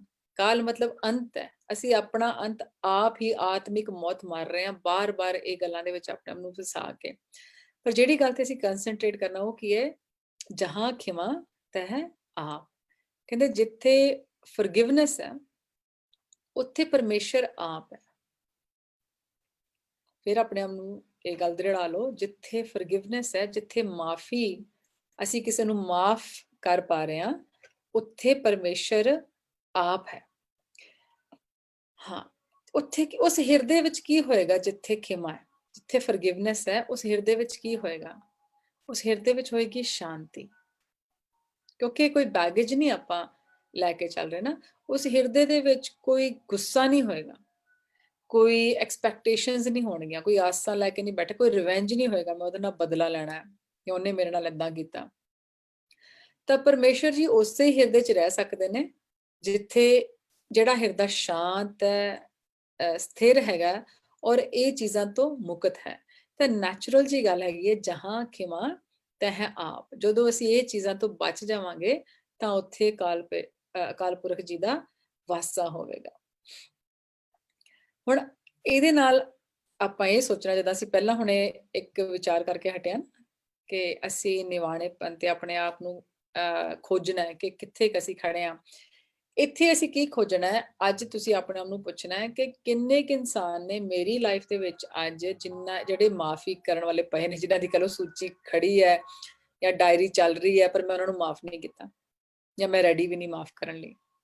ਇਹ ਕਿੰਨੇ ਕਿਸੇ ਦੀ ਲਾਈਫ 'ਚ ਇਹ ਤੁਹਾਡੀ, ਜਿਹੜੇ ਤੁਸੀਂ ਸਾਰੇ ਅੱਜ ਜੁਆਇਨ ਕਰ ਰਹੇ ਹੋ, ਜਿਹੜੇ ਵੀ ਸੁਣ ਰਹੇ ਹੋ, ਸਾਰੇ ਆਪਣੀ ਲਿਸਟ ਬਣਾ ਲਓ ਵੀ ਮੇਰੀ ਲਾਈਫ 'ਚ ਕਿੰਨੇ ਇਨਸਾਨ ਨੇ ਜਿਨ੍ਹਾਂ ਨੂੰ ਮੈਂ ਮਤਲਬ ਮੈਨੂੰ ਮਾਫ ਕਰਨਾ ਚਾਹੀਦਾ ਪਰ ਮੈਂ ਕਰ ਨਹੀਂ ਪਾ ਰਿਹਾ, ਕਰ ਨਹੀਂ ਪਾ ਰਹੀ। ਫੋਰਗਿਵਨੈਸ ਦਾ ਮਤਲਬ ਇਹ ਨਹੀਂ ਅਸੀਂ ਕਹਿ ਰਹੇ ਕਿ ਤੁਸੀਂ ਜਾ ਕੇ ਹੁਣ ਅੱਧਾ ਦਿਨ ਨਾਲ ਬੈਠੋ ਤੇ ਗੱਲਾਂ ਬਾਤਾਂ ਕਰੋ ਜਾਂ ਕੁਝ ਫਰੈਂਡਸ਼ਿਪ ਕ੍ਰੀਏਟ ਕਰੋ। ਫੋਰਗਿਵਨੈਸ ਦਾ ਮਤਲਬ ਇਹ ਹੈ ਕਿ ਜਿਹੜਾ ਤੁਸੀਂ ਭਾਰ ਚੱਕਿਆ ਨਾ ਆਪਣੇ ਮੋਢਿਆਂ ਤੇ, ਬਹੁਤ ਭਾਰ, ਉਹਨਾਂ ਦੇ ਅਵਗੁਣਾਂ ਦਾ, ਉਹ ਗੱਲਾਂ ਦਾ ਜਿਹੜੀਆਂ ਉਹਨਾਂ ਨੂੰ ਤੁਹਾਨੂੰ ਚੰਗੀਆਂ ਨਹੀਂ ਲੱਗਦੀਆਂ, ਉਹਨਾਂ ਬਾਰੇ, ਹੋਰ ਵੀ ਸਾਰਾ ਕੁਝ ਜਿਹਦੇ ਕਰਕੇ ਤੁਹਾਨੂੰ ਲੱਗਦਾ ਵੀ ਉਹਨਾਂ ਨੇ ਮੇਰੇ ਨਾਲ ਮਾੜਾ ਕੀਤਾ, ਉਹੀ ਸਾਰੀਆਂ ਗੱਲਾਂ, ਉਹ ਸਾਰਾ ਭਾਰ ਚੱਕ ਕੇ ਸੁੱਟ ਦੋ ਥੱਲੇ। ਤੁਸੀਂ ਹੌਲੇ ਹੋ ਜਾਓਗੇ, ਤੁਸੀਂ ਹੌਲੇ ਹੋ ਜਾਓਗੇ, ਤੁਹਾਡੇ ਜਿਹੜੇ ਰੋਗ ਨੇ, ਦੁੱਖ ਨੇ, ਖਤਮ ਹੋਣੇ ਸ਼ੁਰੂ ਹੋ ਜਾਣਗੇ। ਫਾਇਦਾ ਕਿਸੇ ਹੋਰ ਨੂੰ ਨਹੀਂ, ਸਿਰਫ ਤੁਹਾਨੂੰ ਹੀ ਹੈ। ਫੋਰਗਿਵਨੈਸ ਕੀ, ਸਭ ਤੋਂ ਪਹਿਲਾਂ ਆਪਣੇ ਮਨ ਦੇ ਵਿੱਚ ਉਹਨਾਂ ਨੂੰ ਮਾਫ ਕਰੋ। ਤੇ ਜੇ ਤੁਸੀਂ ਬਹੁਤ ਬਰੇਵ ਹੋ ਤਾਂ ਇੱਕ ਫੋਨ ਚੱਕ ਕੇ, ਹੁਣ ਤਾਂ ਲੋਕਡਾਊਨ ਤੁਸੀਂ ਜਾ ਵੀ ਨਹੀਂ ਸਕਦੇ ਕਿਸੇ ਕੋਲ, ਹੁਣ ਤਾਂ ਹੋਰ ਵੀ ਸੌਖਾ ਕੰਮ ਹੈ, ਫੋਨ ਚੱਕ ਕੇ ਇੱਕ ਫੋਨ ਕਰਕੇ, ਕੋਈ ਹਰਜ਼ ਨਹੀਂ ਹੈਗਾ ਪੁੱਛਣ ਦਾ ਤੁਸੀਂ ਹਾਲ ਚਾਲ ਵੀ ਮੈਂ ਸੋਚਿਆ ਵੀ ਅੱਜ ਕੱਲ ਮਾਹੌਲ ਇਦਾਂ ਦਾ ਚੱਲ ਰਿਹਾ ਤੇ ਮੈਂ ਫੋਨ ਕਰਕੇ ਪੁੱਛ ਲਵਾਂ ਵੀ ਤੁਸੀਂ, ਤੁਹਾਡਾ ਹਾਲ ਠੀਕ ਹੈ। ਕਰ ਇਹ ਆਪਣੇ ਆਪ ਨੂੰ ਸਵਾਲ ਪੁੱਛੋ ਕਿ ਮੈਂ ਕਰ ਪਾਵਾਂਗਾ ਇਹ ਚੀਜ਼। ਜੇ ਤਾਂ ਪਰਮੇਸ਼ਰ ਨੂੰ ਮਿਲਣਾ ਹੈ ਫਿਰ ਤਾਂ ਕਰਨਾ ਹੀ ਪਏਗਾ, ਠੀਕ ਹੈ। ਇਹ ਹੁਣ ਇਹ ਦੇਖਣਾ ਪਏਗਾ ਆਪਾਂ ਨੂੰ। ਹਾਂ, ਅੱਗੇ ਚਲੀਏ ਅਸੀਂ। ਅੱਗੇ ਤੀਸਰੀ ਗੱਲ ਕੀ ਹੈਗੀ ਹੈ, ਜਿਹੜੀ ਅਸੀਂ ਗੱਲ ਕੀਤੀ ਸੀਗੀ ਨਾ, ਹਲੇ ਫਰੀਜੀ ਦੇ ਸ਼ਲੋਕ ਦੀ ਗੱਲ ਕਰ ਰਹੇ ਹਾਂ। ਨਿਵਣ ਸੋ ਅੱਖਰ ਖਵਣ ਗੁਣ ਜਿਹਬਾ ਮਣੀਆਂ ਮੰਤ, ਠੀਕ ਹੈ। ਅੱਗੇ ਜਿਹਬਾ ਮਣੀਆਂ ਮੰਤ ਕੀ ਹੈ, ਮਿੱਠੇ ਮਿੱਠੇ ਬੋਲ ਬੋਲਣੇ। ਹੁਣ ਉਹ ਮਿੱਠੇ ਮਿੱਠੇ ਬੋਲ ਬੋਲਣ ਲਈ ਸਾਨੂੰ ਇੰਸਪੀਰੇਸ਼ਨ ਲੈਣੀ ਪੈਗੀ ਗੁਰੂ ਸਾਹਿਬ ਤੋਂ। ਆਪਾਂ ਪੜ੍ਹਦੇ ਹਾਂ ਨਾ, ਮਿੱਠ ਬੋਲੜਾ ਜੀ ਹਰ ਸੱਜਣ ਸੁਆਮੀ ਮੋਰਾ, ਹੋ ਸੰਮਲ ਥੱਕੀ ਜੀ ਉਹ ਕਦੇ ਨਾ ਬੋਲੇ ਕੌੜਾ। ਕਹਿੰਦੇ ਮੈਂ ਲੱਭ ਲੱਭ ਕੇ ਥੱਕ ਗਈ ਹਾਂ, ਕਦੀ ਤਾਂ ਉਹਨੇ ਮੇਰੇ ਨਾਲ ਕੌੜੇ ਬੋਲ ਬੋਲੇ ਹੋਣ, ਪਰ ਮੈਨੂੰ ਹਲੇ ਵੀ ਕੋਈ ਕੌੜਾ ਬੋਲ ਲੱਭਿਆ ਨਹੀਂ, ਕੋਈ ਤਾਂ ਦੀ ਐਗਜ਼ਾਮਪਲ ਨਹੀਂ ਲੱਭੀ ਜਿੱਥੇ ਕਿ ਅਕਾਲ ਪੁਰਖ ਨੇ ਕਿਤੇ ਵੀ ਕੌੜੇ ਬੋਲ ਬੋਲੇ ਹੋਣ। ਇਸ ਸ਼ਬਦ 'ਚ ਤਾਂ ਐਵੇਂ ਦ੍ਰਿੜਾਇਆ ਗਿਆ ਕਿ ਐਕਚੁਅਲ 'ਚ ਪਰਮੇਸ਼ਰ ਨੂੰ, ਪਰਮਾਤਮਾ ਨੂੰ ਕੌੜੇ ਬੋਲ ਬੋਲਣੇ ਹੀ ਨਹੀਂ ਆਉਂਦੇ। ਜੇ ਅਸੀਂ ਕਹਿ ਦਈਏ ਨਾ ਵੀ ਪਰਮੇਸ਼ਰ ਨੂੰ ਤਾਂ ਸਾਰਾ ਕੁਝ ਆਉਂਦਾ, ਕੌੜੇ ਬੋਲ ਬੋਲਣੇ ਹੀ ਨਹੀਂ ਆਉਂਦੇ। ਕਿਉਂ ਨਹੀਂ ਆਉਂਦੇ? ਕਿਉਂਕਿ ਉਹ ਕਿਸੇ ਦੇ ਔਗਣ ਨਹੀਂ ਚੇਤੇ ਰੱਖਦਾ। ਆਪਾਂ ਕੌੜੇ ਬੋਲ ਕਿਸੇ ਨਾਲ ਕਦੋਂ ਬੋਲਦੇ ਹਾਂ? ਜਦੋਂ ਅਸੀਂ ਉਹਨਾਂ ਤੋਂ ਦੁਖੀ ਹਾਂ, ਅਸੀਂ ਕਿਸੇ ਤੋਂ ਪਰੇਸ਼ਾਨ ਆ। ਉਹ ਪਰੇਸ਼ਾਨ ਕਿਉਂ ਆ? ਕਿਉਂਕਿ ਜੋ ਉਹ ਕਰ ਰਹੇ ਨੇ ਸਾਡੀਆਂ ਨਜ਼ਰਾਂ ਦੇ ਵਿੱਚ ਉਹ ਠੀਕ ਨਹੀਂ ਹੈਗਾ ਔਰ ਸਾਡੇ ਲਈ ਉਹ ਔਗਣ ਹੈ। ਮੈਂ ਆਪਣੀ ਲਾਈਫ 'ਚ ਦੇਖ ਲਾਂ, ਤੁਸੀਂ ਆਪਣੀ ਲਾਈਫ 'ਚ ਦੇਖ ਲਓ, ਉਦੋਂ ਹੀ ਫਿਰ ਸਾਨੂੰ ਗੁੱਸਾ ਆਉਂਦਾ ਔਰ ਸਾਡਾ ਜੀ ਕਰਦਾ ਕਿ ਅਸੀਂ ਕੁਝ ਬੋਲੀਏ, ਉੱਚਾ ਨੀਵਾਂ ਬੋਲੀਏ, ਤਾਂ ਕਿ ਅਗਲੇ ਨੂੰ ਰੀਅਲਾਈਜ਼ ਕਰਾਈਏ ਕਿ ਤੂੰ ਕੀ ਕਰ ਰਿਹਾ ਨਾ, ਵੀ ਮੈਨੂੰ ਦੁਖੀ ਕਰ ਰਿਹਾ। ਪਰ ਕਹਿੰਦੇ ਉਹ ਪਰਮੇਸ਼ਰ ਕਿਸੇ ਦੇ ਔਗਣ ਨਹੀਂ ਚੇਤੇ ਰੱਖਦਾ। ਤਾਂ ਜੇ ਅਸੀਂ ਸਤਿਗੁਰ ਕੀ ਬਾਣੀ ਸਤ ਸਰੂਪ ਹੈ, ਗੁਰਬਾਣੀ ਬਣੀ ਹੈ, ਤਾਂ ਗੁਰਬਾਣੀ ਕਹਿ ਰਹੀ ਹੈ ਮਿੱਠ ਬੋਲੜਾ ਜੀ ਹਰ ਸੱਜਣ ਸੁਆਮੀ ਮੋਰਾ। ਤਾਂ ਫਰੀਦ ਜੀ ਨੇ ਵੀ ਕਹਿ ਦਿੱਤਾ ਕਿ ਇਹ ਤ੍ਰੈ ਭੈਣੇ ਵੇਸ ਕਰ। ਦੋ ਗੱਲਾਂ ਦੀ ਅਸੀਂ ਪਹਿਲਾਂ ਗੱਲ ਕੀਤੀ ਹੈ, ਤੀਸਰੀ ਗੱਲ ਹੈ ਕਿ ਤੀਜੀ ਗੱਲ ਕਿ ਅਸੀਂ ਕਿਵੇਂ ਦੇ ਬੋਲ ਬੋਲਣੇ ਨੇ। ਕਦੀ ਕਦੀ ਸਾਡਾ ਸੁਭਾਅ ਬਣ ਜਾਂਦਾ, ਸਾਨੂੰ ਆਪ ਵੀ ਨਹੀਂ ਪਤਾ ਲੱਗਦਾ। ਇਹ ਜਦੋਂ ਅਸੀਂ ਕੌਨਸ਼ੀਅਸਲੀ ਬੋਲਾਂਗੇ, ਸੋਚ ਕੇ ਬੋਲਾਂਗੇ, ਸਾਰਿਆਂ ਦੇ ਵਿੱਚੋਂ ਪਰਮੇਸ਼ਰ ਦੀ ਜੋਤ ਦੇਖਣੀ ਸ਼ੁਰੂ ਕਰ ਦੇਵਾਂਗੇ। ਨਾਲੇ ਸਭ ਤੋਂ ਵੱਡਾ ਜਿਹੜਾ ਸਾਨੂੰ ਫਰੀਦ ਜੀ ਨੇ ਨੁਕਤਾ ਦੱਸ ਦਿੱਤਾ, ਇਹੀ ਲੈ ਕੇ ਤੁਸੀਂ ਆਪਣਾ ਚੈਲੰਜ ਰੱਖ ਲਓ ਵੀ ਇਹ 3 ਚੀਜ਼ਾਂ ਨੇ, ਇਹ ਚੈਲੰਜ ਲੈ ਕੇ ਮੈਂ ਚੱਲੀਆਂ ਨੇ। ਮੈਂ ਇੱਕ ਹਫ਼ਤੇ ਤੋਂ ਸ਼ੁਰੂ ਕਰੀਏ ਆਪਾਂ। ਇੱਕ ਹਫ਼ਤਾ ਵੈਸੇ ਤਾਂ ਕੌੜੇ ਬੋਲਤਾ ਇੱਕ ਦਿਨ ਚ ਹੀ ਕੰਮ ਹੋ ਜਾਂਦਾ, ਪਰ ਆਪਾਂ ਇੱਕ ਹਫ਼ਤਾ ਆਪਣੇ ਆਪ ਨੂੰ ਚੈਲੰਜ ਕਰੀਏ ਕਿ ਜੇ ਬੜਾ ਹੀ ਗੁੱਸਾ ਆਉਂਦਾ ਪਿਆ, ਤੁਸੀਂ ਡਾਇਰੀ ਲੈ ਕੇ ਲਿਖ ਲਓ, ਪਰ ਕਿਸੇ ਨਾਲ ਮਾੜਾ ਬੋਲ ਨਹੀਂ ਬੋਲਣਾ, ਕਿਸੇ ਦਾ ਦਿਲ ਨਹੀਂ ਦੁਖਾਣਾ। ਹੁਣ ਅਸੀਂ ਇਹ ਪੁੱਛਾਂਗੇ ਗੁਰੂ ਸਾਹਿਬ ਨੂੰ ਵੀ ਕਿਉਂ ਨਹੀਂ ਬੋਲਣਾ, ਕਿਸੇ ਦਾ ਦਿਲ ਕਿਉਂ ਨਹੀਂ ਦੁਖਾਣਾ ਨਾ। ਕਿਹੜਾ ਇਨਸਾਨ ਹੈ ਜਿਹੜਾ ਇਸ ਸੰਸਾਰ ਦੇ ਵਿੱਚ ਦੁਖੀ ਰਹਿਣਾ ਚਾਹੁੰਦਾ? ਕੋਈ ਹੈ ਇਸ ਤਰ੍ਹਾਂ ਦਾ ਇਨਸਾਨ ਵੀ ਮੈਂ ਦੁਖੀ ਰਹਿਣਾ ਚਾਹੁੰਦਾ ਨਾ? ਅਸੀਂ ਬਹੁਤ ਹਾਰਡ ਵਰਕ ਕਰਦੇ ਹਾਂ, ਨੱਠ ਭੱਜ ਕਰਦੇ ਹਾਂ, ਹੈਪੀਨੈਸ ਚਾਹੀਦੀ ਸਾਨੂੰ। ਹੁਣ ਮਿਲੀਅਨਰਸ ਵੀ ਸੁਸਾਈਡ ਕਰ ਰਹੇ ਨੇ, ਮਤਲਬ ਕਿ ਕਲੀਅਰ ਹੋ ਗਿਆ ਕਿ ਇਹ ਧਨ ਜਿਹੜਾ ਖੱਟ ਰਹੇ ਆ ਜਾਂ ਪੈਸੇ ਦੇ ਨਾਲ ਵੀ ਇਨਸਾਨ ਸੁਖੀ ਨਹੀਂ ਹੋਇਆ, ਕਿਉਂਕਿ ਕੋਈ ਚੀਜ਼ ਹੈ ਨਾ ਜਿਹੜੀ ਦੁਖੀ ਕਰ ਰਹੀ ਹੈ ਅੰਦਰ ਅੰਦਰ, ਸੁਖੀ ਨਹੀਂ ਹੋਏ। ਤਾਂ ਕਿੱਦਾਂ ਫਿਰ ਉਹ ਦੁੱਖ ਤੋਂ ਜਾਨ ਛਡਾਈਏ, ਕਿੱਦਾਂ ਸੁਖੀ ਹੋਈਏ ਜੇ ਅਸੀਂ ਸੁਖੀ ਹੋਣਾ ਚਾਹੁੰਦੇ ਹਾਂ ਤਾਂ ਸਾਨੂੰ ਨੈਕਸਟ ਜਿਹੜਾ ਕੰਟੈਕਸਟ, ਜਿਹੜਾ ਕਨਸੈਪਟ ਹੈਗਾ, ਸਾਨੂੰ ਸੀਕ੍ਰੇਟ ਦਿੱਤਾ। ਗੁਰੂ ਸਾਹਿਬ ਕਹਿੰਦੇ ਪਰ ਕਾ ਬੁਰਾ ਨਾ ਰੱਖੋ ਚੀਤ, ਤੁਮਕੋ ਦੁੱਖ ਨਹੀਂ ਭਾਈ ਮੀਤ, ਹਰ ਹਰ ਤੰਤ ਮੰਤ ਗੁਰ ਦੀਨਾ, ਇਹ ਸੁਖ ਨਾਨਕ ਅਨ ਦਿਨ ਚੀਨਾ। ਹਾਂ, ਮਿਲ ਗਿਆ ਨਾ ਸੀਕ੍ਰੇਟ। ਕਹਿੰਦੇ ਪਰ ਕਾ ਬੁਰਾ ਨਾ ਰੱਖੋ ਚੀਤ, ਆਪਣੇ ਮਨ ਦੇ ਵਿੱਚ, ਮਤਲਬ ਕਿਸੇ ਦਾ ਵੀ ਬੁਰਾ। ਪਰ ਕੌਣ ਹੈ? ਆਪਣੇ ਤੋਂ ਹੋਰ ਸਾਰੇ ਜਿਹੜੇ ਨੇ। ਪਰ ਕਾ ਬੁਰਾ ਨਾ ਰੱਖੋ ਚੀਤ, ਨਾ ਆਪਣੇ ਮਨ ਦੇ ਵਿੱਚ ਕਿਸੇ ਦਾ ਵੀ ਬੁਰਾ ਨਹੀਂ ਸੋਚਣਾ, ਹੀ ਨਹੀਂ, ਚਿੱਤ ਵਿੱਚ ਵੀ ਨਹੀਂ ਰੱਖਣਾ। ਕਰਨਾ ਤਾਂ ਦੂਰ ਦੀ ਗੱਲ ਹੈ, ਚਿੱਤ ਵਿੱਚ ਵੀ ਨਹੀਂ ਲਿਆਣਾ। ਕੀ ਹੋਏਗਾ ਫਿਰ? ਤੈਨੂੰ ਵੀ ਦੁੱਖ ਨਹੀਂ ਮਿਲੇਗਾ। ਤੁਮਕੋ ਦੁੱਖ ਨਹੀਂ ਭਾਈ ਮੀਤ। ਇਹਦੇ ਵਿੱਚ ਕਨਸੈਪਟ ਕੀ, ਇਹਦੇ ਵਿੱਚ ਸਾਇੰਸ ਕੀ ਹੈ? ਇਹ ਕਿਵੇਂ ਹੋਏਗਾ ਕਿ ਜਦੋਂ ਅੱਛਾ ਅੱਜ ਤੋਂ ਬਾਅਦ ਮੈਂ ਕਿਸੇ ਦਾ ਬੁਰਾ ਨਹੀਂ ਮਨ ਚ ਚਿੱਤਰਨਾ, ਤੇ ਮੈਨੂੰ ਕਿੱਦਾਂ ਸੁੱਖ ਮਿਲ ਜਾਏਗਾ? ਕਦੀ ਸੋਚਿਆ ਸੀ? ਕਦੀ ਇਹਨੂੰ ਐਕਸਪੀਰੀਅੰਸ ਕਰਨ ਦੀ ਕੋਸ਼ਿਸ਼ ਕੀਤੀ ਹੈ? ਇੱਕ ਜਿਹੜੇ ਸਾਈਕੋਲੋਜੀ ਪੜ੍ਹਦੇ ਆ, ਜਿਨ੍ਹਾਂ ਨੇ ਥੋੜੀ ਹੋਰ ਸਟੱਡੀ ਕੀਤੀ ਹੈ, ਉਹਨਾਂ ਨੇ ਪੜ੍ਹਿਆ ਹੋਏਗਾ ਕਿ there is something called a law of universal energy। ਤੁਸੀਂ ਆਪ ਵੀ ਖੋਜ ਵਿਚਾਰ ਕਰ ਲਿਓ ਇਹਦੀ। ਜੋ ਕੁਝ ਸਾਡੇ ਮਨ ਦੇ ਵਿੱਚ ਥਾਟਸ ਆਉਂਦੇ ਨੇ ਜਾਂ ਜਿਹੜੇ ਕੁਝ ਅਸੀਂ ਐਕਸ਼ਨਸ ਕਰਦੇ ਆ, ਉਹ ਸਾਰੀ ਯੂਨੀਵਰਸ ਦੀ એનર્ਜੀ ਨੂੰ ਅਫੈਕਟ ਕਰਦੀ ਹੈ ਇਹ ਚੀਜ਼। ਜਿਨ੍ਹਾਂ ਨੇ ਸਟੱਡੀਜ਼ ਕੀਤੀਆਂ ਨੇ ਉਹ ਸਮਝ ਰਹੇ ਹੋਣਗੇ ਕਿ ਮੈਂ ਇੱਥੇ ਕੀ ਕਹਿ ਰਹੀ ਹਾਂ। ਬੜਾ ਵੱਡਾ ਕਨਸੈਪਟ ਹੈਗਾ ਇਹ ਲਾਅ ਆਫ ਯੂਨੀਵਰਸਲ એનર્ਜੀ। ਜੋ ਕੁਝ ਅਸੀਂ ਦਿੰਦੇ ਹਾਂ ਉਹ ਕੁਝ ਸਾਡੇ ਕੋਲ ਵਾਪਸ ਵੀ ਆਉਂਦਾ। ਜਦੋਂ ਅਸੀਂ ਦੂਸਰੇ ਦਾ ਮਨ ਦੇ ਵਿੱਚ ਬੁਰਾ ਚਿੱਤ ਵਰੇ ਹਾਂ ਕਿ ਉਹਨੂੰ ਆ ਹੋ ਜਾਵੇ ਜਾਂ ਕੋਈ ਜੈਲਸੀ ਹੈ, ਕਿਸੇ ਕਿਸਮ ਦੀ ਵੀ ਕੋਈ ਚੀਜ਼ ਹੈਗੀ ਹੈ, ਤਾਂ ਉਹ ਅਲਟੀਮੇਟਲੀ ਕੀ ਹੋ ਰਿਹਾ, ਸਾਡੇ ਮਨ ਦੇ ਵਿੱਚ ਹੀ ਉਹਦੇ ਥਾਟਸ ਕ੍ਰੀਏਟ ਹੋ ਰਹੇ ਨੇ। ਸਭ ਤੋਂ ਪਹਿਲਾਂ ਅਸੀਂ ਹੀ ਉਹ ਜਿਹੜਾ ਕੁਝ ਬੁਰਾ ਚਿੱਤ ਵਰੇ ਆ ਉਹ ਪਹਿਲਾਂ ਸਾਡੇ ਤੇ ਮੈਨੀਫੈਸਟ ਹੋਏਗਾ, ਪਹਿਲਾਂ ਸਾਡੇ ਨਾਲ ਪ੍ਰਗਟ ਹੋਏਗਾ, ਫਿਰ ਅੱਗੇ ਫਿਰ ਤੀਸਰੇ ਤੇ ਪਹੁੰਚੇਗਾ ਬੜੀ ਦੇਰ ਬਾਅਦ, ਪਹਿਲਾਂ ਸਾਡੇ ਤੇ ਹੋਏਗਾ। ਸੋਚੋ ਸਾਨੂੰ ਗੁਰੂ ਸਾਹਿਬ ਨੇ ਕਿਹੜੀ ਗੱਲ ਤੋਂ ਬਚਾਇਆ, ਕਿਹੜੇ ਦੁੱਖ ਤੋਂ ਬਚਾਇਆ, ਕਿਉਂਕਿ ਬਾਰ-ਬਾਰ ਕਿਸੇ ਦਾ ਬੁਰਾ ਚਿੱਤ ਵਰੇ ਆਪਣੇ ਮਨ ਦੇ ਵਿੱਚ ਹੀ ਸੋਚੀ ਜਾ ਰਹੇ ਆ ਉਹਦੇ ਨਾਲ ਇਦਾਂ ਹੋ ਜਾਵੇ, ਇਦਾਂ ਹੋ ਜਾਵੇ, ਕਦੀ-ਕਦੀ ਅਣਜਾਣੇ ਹੀ ਸੋਚੀ ਜਾ ਰਹੇ ਆ ਚਲ ਫਲਾਣੇ ਦਾ ਇਦਾਂ ਨੁਕਸਾਨ ਹੋ ਜਾਵੇ। ਉਹ ਪਹਿਲਾਂ ਮੈਨੂੰ ਪ੍ਰਗਟ ਹੋਏਗੀ ਉਹ ਚੀਜ਼ according to the law of universal energy. ਇਹਨੂੰ ਕੋਈ ਚੇਂਜ ਨਹੀਂ ਕਰ ਸਕਦਾ, ਇਹ ਕਾਸਮਿਕ ਲਾਅ ਹੈਗਾ। ਤਾਂ ਕੀ ਹੋ ਗਿਆ, ਦੁਖੀ ਕੌਣ ਹੋਇਆ? ਜਿਹਦੇ ਬਾਰੇ ਸੋਚ ਰਹੇ ਸੀ ਕਿਸੇ ਦਾ ਬੁਰਾ, ਉਹ ਦੁਖੀ ਹੋਇਆ ਕਿ ਅਸੀਂ ਦੁਖੀ ਹੋ ਗਏ? ਨੈਚੁਰਲੀ ਅਸੀਂ ਦੁਖੀ ਹੋ ਗਏ।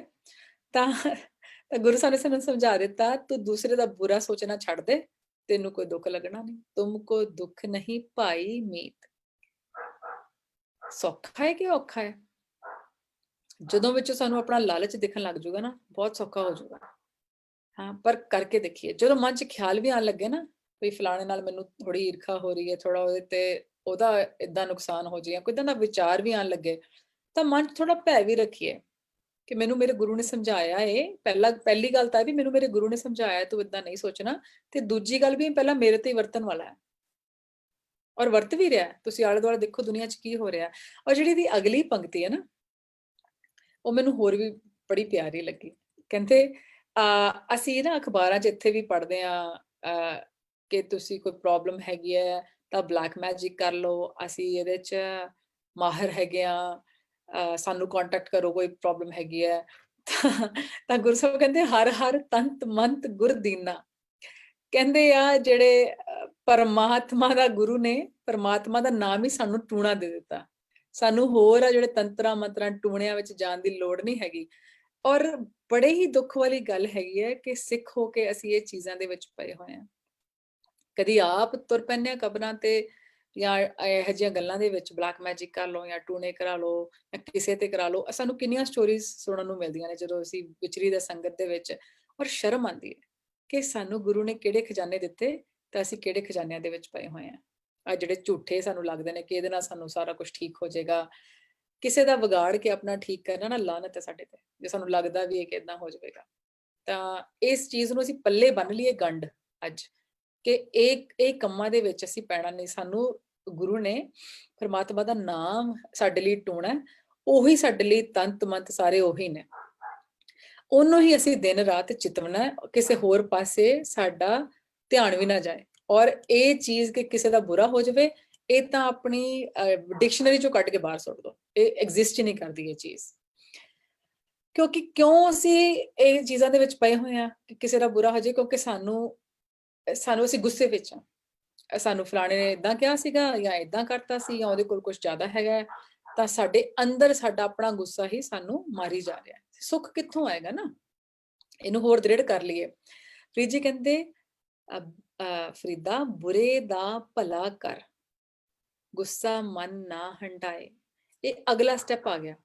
ਪਹਿਲਾਂ ਤਾਂ ਅਸੀਂ ਕਿਸੇ ਦਾ ਬੁਰਾ ਚਿੱਤ ਬਣਾਈ ਨਹੀਂ, ਕਿਸੇ ਨੇ ਚੰਗਾ ਕੀਤਾ ਮਾੜਾ ਕੀਤਾ। ਹੁਣ ਅਗਲੀ ਅਵਸਥਾ ਕੀ ਆ ਗਈ, ਅਗਲੀ ਸਟੇਜ ਕਿ ਜੇ ਕਿਸੇ ਨੇ ਕੋਈ ਬੁਰਾ ਵੀ ਹੈ ਨਾ ਸਾਡੀਆਂ ਨਜ਼ਰਾਂ ਦੇ ਵਿੱਚ, ਤੂੰ ਉਹਦਾ ਵੀ ਭਲਾ ਕਰ ਜੇ ਸਾਡੀਆਂ ਨਜ਼ਰਾਂ 'ਚ ਕੋਈ ਬੁਰਾ। ਕਿਉਂਕਿ ਉਹ ਬੁਰਾ ਜਿਹੜਾ ਸਾਡੀਆਂ ਨਜ਼ਰਾਂ 'ਚ ਬੁਰਾ, ਮੈਂ ਤਾਂ ਏਦਾਂ ਕਰ ਰਹੀ ਹਾਂ, ਸਾਨੂੰ ਨਹੀਂ ਪਤਾ ਕਿ ਵਾਕਈ ਬੁਰਾ ਹੈ ਕਿ ਨਹੀਂ ਬੁਰਾ। ਚਲੋ ਜੇ ਸਾਡੀ ਡਿਕਸ਼ਨਰੀ ਨੂੰ ਕਹਿੰਦੀ ਹੈ ਕਿ ਉਹ ਬੁਰਾ ਹੈ, ਤਾਂ ਫਰੀਦਾ ਬੁਰੇ ਦਾ ਭਲਾ ਕਰ, ਗੁੱਸਾ ਮਨ ਨਾ ਹੰਡਾਏ। ਫਿਰ ਕੀ ਹੋਏਗਾ? ਦੇਹੀ ਰੋਗ ਨਾ ਲੱਗਈ, ਪੱਲੇ ਸਭ ਕਿਛ ਪਾਏ। ਅੱਜ ਦੀ ਡੇਟ ਵਿੱਚ ਸਾਨੂੰ ਤਨ ਦੇ ਰੋਗ, ਮਨ ਦੇ ਰੋਗ, ਇਹੋ ਜਿਹੇ ਰੋਗ ਜਿਹੜੇ ਸੁਣੇ ਵੀ ਨਹੀਂ ਹੈਗੇ ਅਸੀਂ ਆਪ ਹੀ ਰੋਗ ਉਸ ਹੇੜੀ ਜਾਂਦੇ ਹਾਂ। ਮਾਫ ਕਰਨਾ, ਕਿਉਂ? ਦੂਸਰਿਆਂ ਬਾਰੇ ਸੋਚ ਕੇ, ਗੁੱਸਾ ਹੰਡਾ ਕੇ ਅਸੀਂ ਕਿਸੇ ਨੂੰ ਬਦਲ ਨਹੀਂ ਸਕਦੇ, ਕਿਸੇ ਨੂੰ ਬਦਲ ਨਹੀਂ ਸਕਦੇ। ਅਸੀਂ ਸਿਰਫ ਆਪਣੀ ਸੋਚ ਬਦਲ ਸਕਦੇ ਹਾਂ।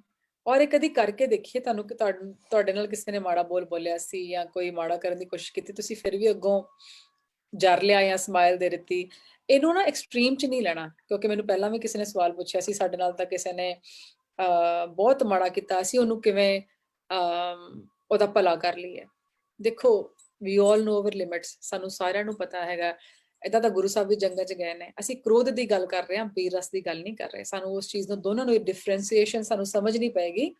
ਕਿੱਥੇ ਸਾਨੂੰ ਲੋੜ ਹੈ ਆਪਣੇ ਘਰ ਨੂੰ ਬਚਾਉਣ ਦੀ, ਕਿੱਥੇ ਸਾਨੂੰ ਲੋੜ ਹੈ ਗੁੱਸੇ ਤੋਂ ਬਚਣ ਦੀ। ਜਿਹੜੀ ਅਸੀਂ ਨਿੱਕੀ ਨਿੱਕੀ ਗੱਲ ਤੇ ਆਪਣੀ ਦੇਹੀ, ਆਪਣਾ ਮਨ ਖਰਾਬ ਕਰ ਰਹੇ ਹਾਂ, ਉੱਥੋਂ ਕਿਵੇਂ ਬਚਣਾ। ਇਹ ਇੱਕ ਹੋਰ ਕਨਸੈਪਟ ਸ਼ੁਰੂ ਹੋ ਜਾਂਦਾ, ਮੈਂ ਉਹਦੇ ਵਿੱਚ ਨਹੀਂ ਹੁਣ ਜਾਣਾ।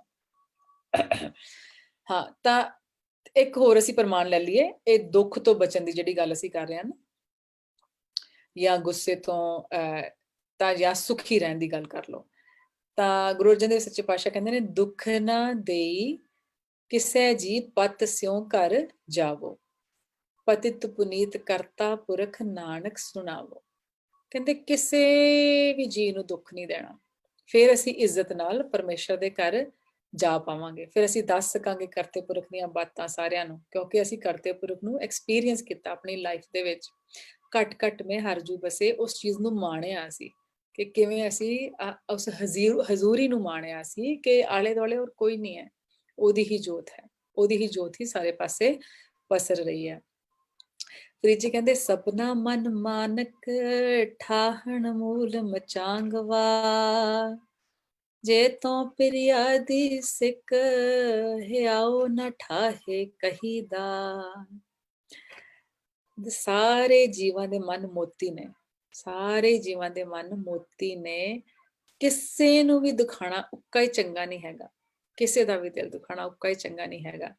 ਇਹਦੇ ਵਿੱਚ ਊਚ ਨੀਚ, ਜਾਤ ਪਾਤ, ਬੀਬੀ ਬੰਦਾ, ਬੱਚਾ ਬਜ਼ੁਰਗ, ਸਾਰਾ ਕੁਝ ਹੀ ਆ ਗਿਆ। ਜਿਹਨੂੰ ਮਰਜ਼ੀ ਦੇਖ ਲਓ, ਕਿਸੇ ਦਾ ਵੀ ਦਿਲ ਦੁਖਾਣਾ ਬਿਲਕੁਲ ਚੰਗਾ ਨਹੀਂ ਹੈਗਾ। ਜੇ ਕਹਿੰਦੇ ਤੈਨੂੰ ਪਿਆਰੇ ਦੀ ਮਿਲਣ ਦੀ ਤਾਂਘ ਹੈਗੀ ਹੈ ਨਾ, ਜੇ ਤੂੰ ਵਾਕਈ ਪਰਮੇਸ਼ਰ ਨੂੰ ਐਕਸਪੀਰੀਅੰਸ ਕਰਨਾ ਆਪਣੀ ਲਾਈਫ ਦੇ ਵਿੱਚ, ਤਾਂ ਕਿਸੇ ਦਾ ਵੀ ਦਿਲ ਨਾ ਢਾਈ, ਕਿਸੇ ਦਾ ਵੀ ਦਿਲ ਨਾ ਢਾਈ। ਜੇ ਜਾਣੇ ਕੋਈ ਗੱਲ ਹੋਗੀ ਤਾਂ ਉਹਦੀ ਵੀ ਤੁਸੀਂ ਮਾਫੀ ਮੰਗ ਲੈਣੀ, ਠੀਕ ਹੈ। ਹੋਰ ਆਪਣੇ ਕੋਲ ਅਗਲਾ ਕਨਸੈਪਟ ਹੈਗਾ ਜੀ ਸ਼ੁਕਰਾਨੇ ਦਾ।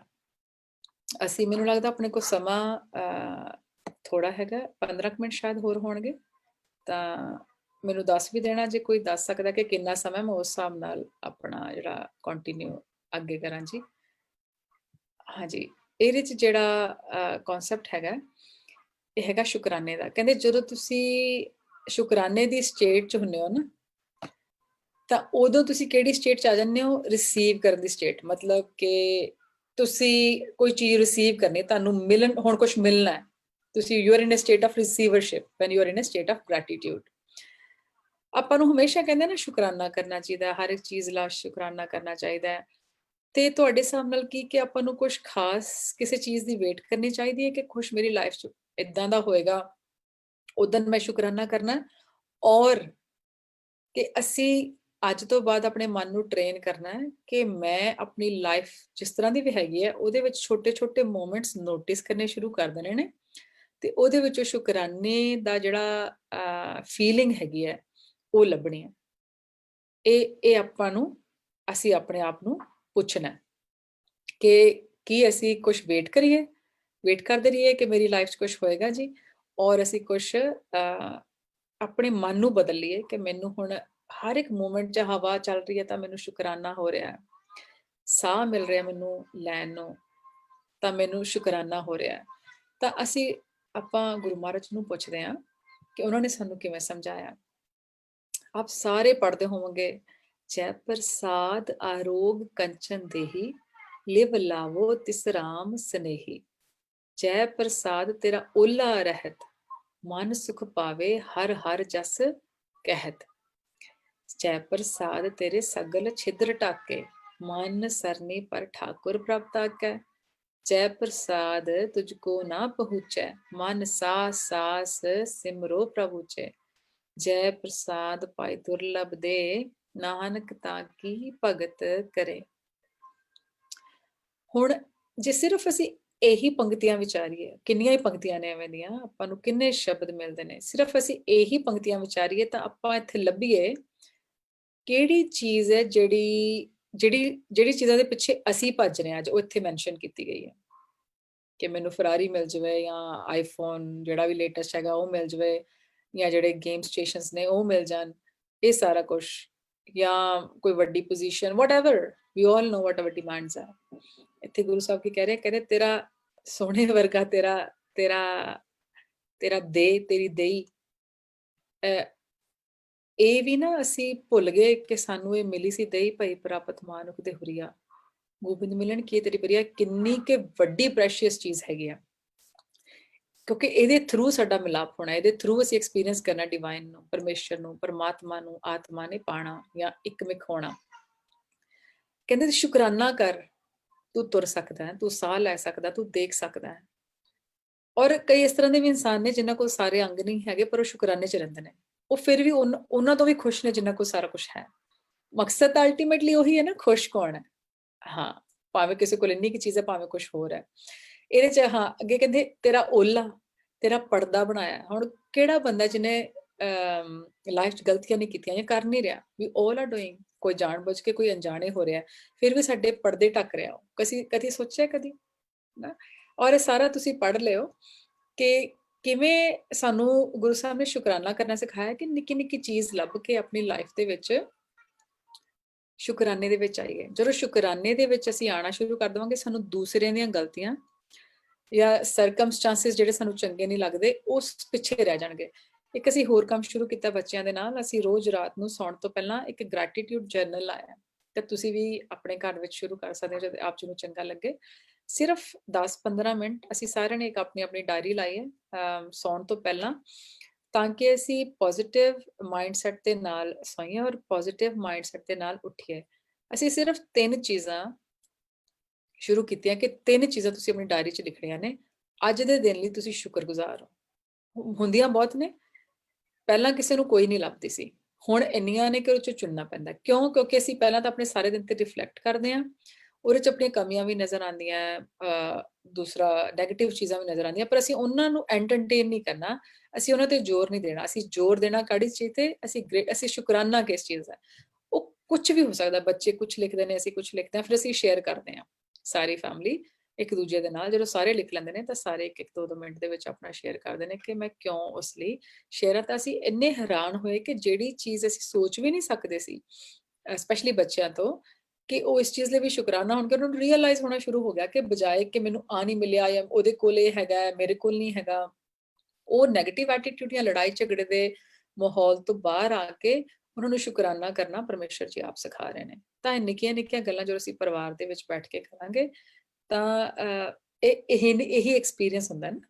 ਹਾਂ, ਕਿਉਂਕਿ ਜਿਹੜੀ ਸਾਡੀ ਇਹ ਵੀ ਬੜੀ ਪ੍ਰੋਬਲਮ ਹੈਗੀ ਹੈ ਨਾ ਕਿ ਦੇਖੋ ਫਲਾਣਾ ਬੰਦਾ ਤਾਂ ਪਾਠ ਨਹੀਂ ਕਰਦਾ ਜਾਂ ਫਲਾਣਾ ਬੰਦਾ ਏਦਾਂ ਦਾ ਕਰਦਾ, ਉਹਦੇ ਕੋਲ ਤਾਂ ਬਹੁਤ ਕੁਝ ਹੈਗਾ, ਮੇਰੇ ਕੋਲ ਨਹੀਂ ਹੈਗਾ।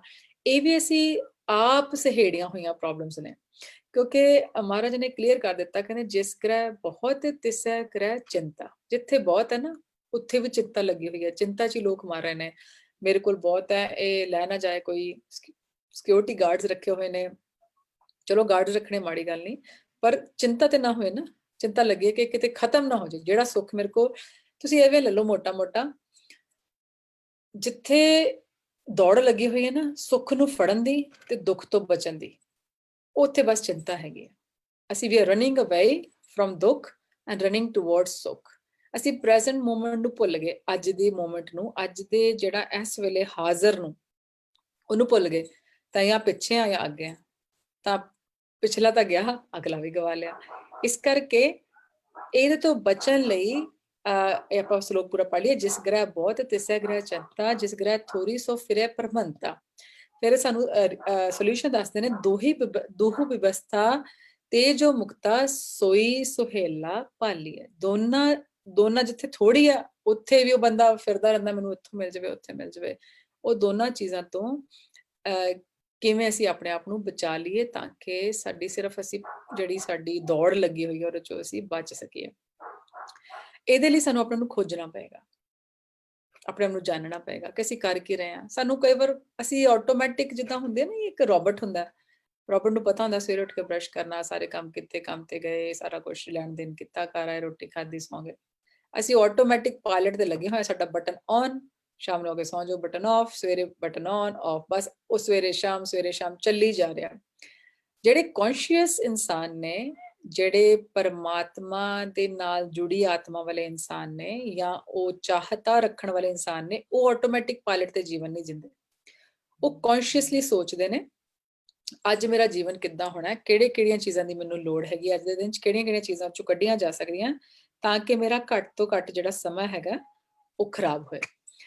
ਤਾਂ ਇਹਦੇ ਲਈ ਕੀ ਕਹਿੰਦੇ ਨੇ, ਬੰਦੇ ਖੋਜ ਦਿਲ ਹਰ ਰੋਜ਼ ਨਾ ਫਿਰ ਪਰੇਸ਼ਾਨੀ ਮਾਹੇ। ਜਿਹੜੀਆਂ ਸਾਨੂੰ ਪਰੇਸ਼ਾਨੀਆਂ ਲੱਗੀਆਂ ਹੋਈਆਂ ਨੇ, ਸਿੱਧੇ ਸਾਨੂੰ ਦੇਖੋ ਆਨਸਰ ਦੇ ਦਿੱਤੇ। ਜੇ ਅਸੀਂ ਰੋਜ਼ ਆਪਣੇ ਦਿਲ ਨੂੰ ਖੋਜਾਂਗੇ, ਇਹ ਮਨ ਦੇ ਵਿੱਚ ਅੱਜ ਗੁੱਸਾ ਆਇਆ ਸੀ, ਇਹ ਮਨ ਦੇ ਵਿੱਚ ਅੱਜ ਕਿਸੇ ਦਾ ਬੁਰਾ ਚਿਤਵਨਾ ਆਇਆ ਸੀਗਾ, ਇਹ ਮਨ ਦੇ ਵਿੱਚ ਅੱਜ ਈਰਖਾ ਆਈ ਸੀਗੀ, ਖੋਜਾਂਗੇ ਹਾਂ ਕੱਲ ਨੂੰ ਇਹ ਤੇ ਥੋੜਾ ਕੌਨਸ਼ੀਅਸਲੀ ਪਹਿਰਾ ਦੇਣਾ ਹੈਗਾ, ਪਹਿਰੇਦਾਰ ਖੜਾ ਕਰਾ ਕੇ ਫਿਲਟਰ ਲਾਵਾਂਗੇ, ਮੈਂ ਮਨ 'ਚ ਕਿਹੜੀ ਸੋਚ ਆਣ ਦੇਣੀ ਹੈ, ਕਿਹੜੀਆਂ ਚੀਜ਼ਾਂ ਅੱਖਾਂ ਨਾਲ ਦੇਖਣੀਆਂ ਨੇ, ਕਿਹੜੀ ਚੀਜ਼ ਸੋਚਣੀ ਹੈਗੀ ਹੈ।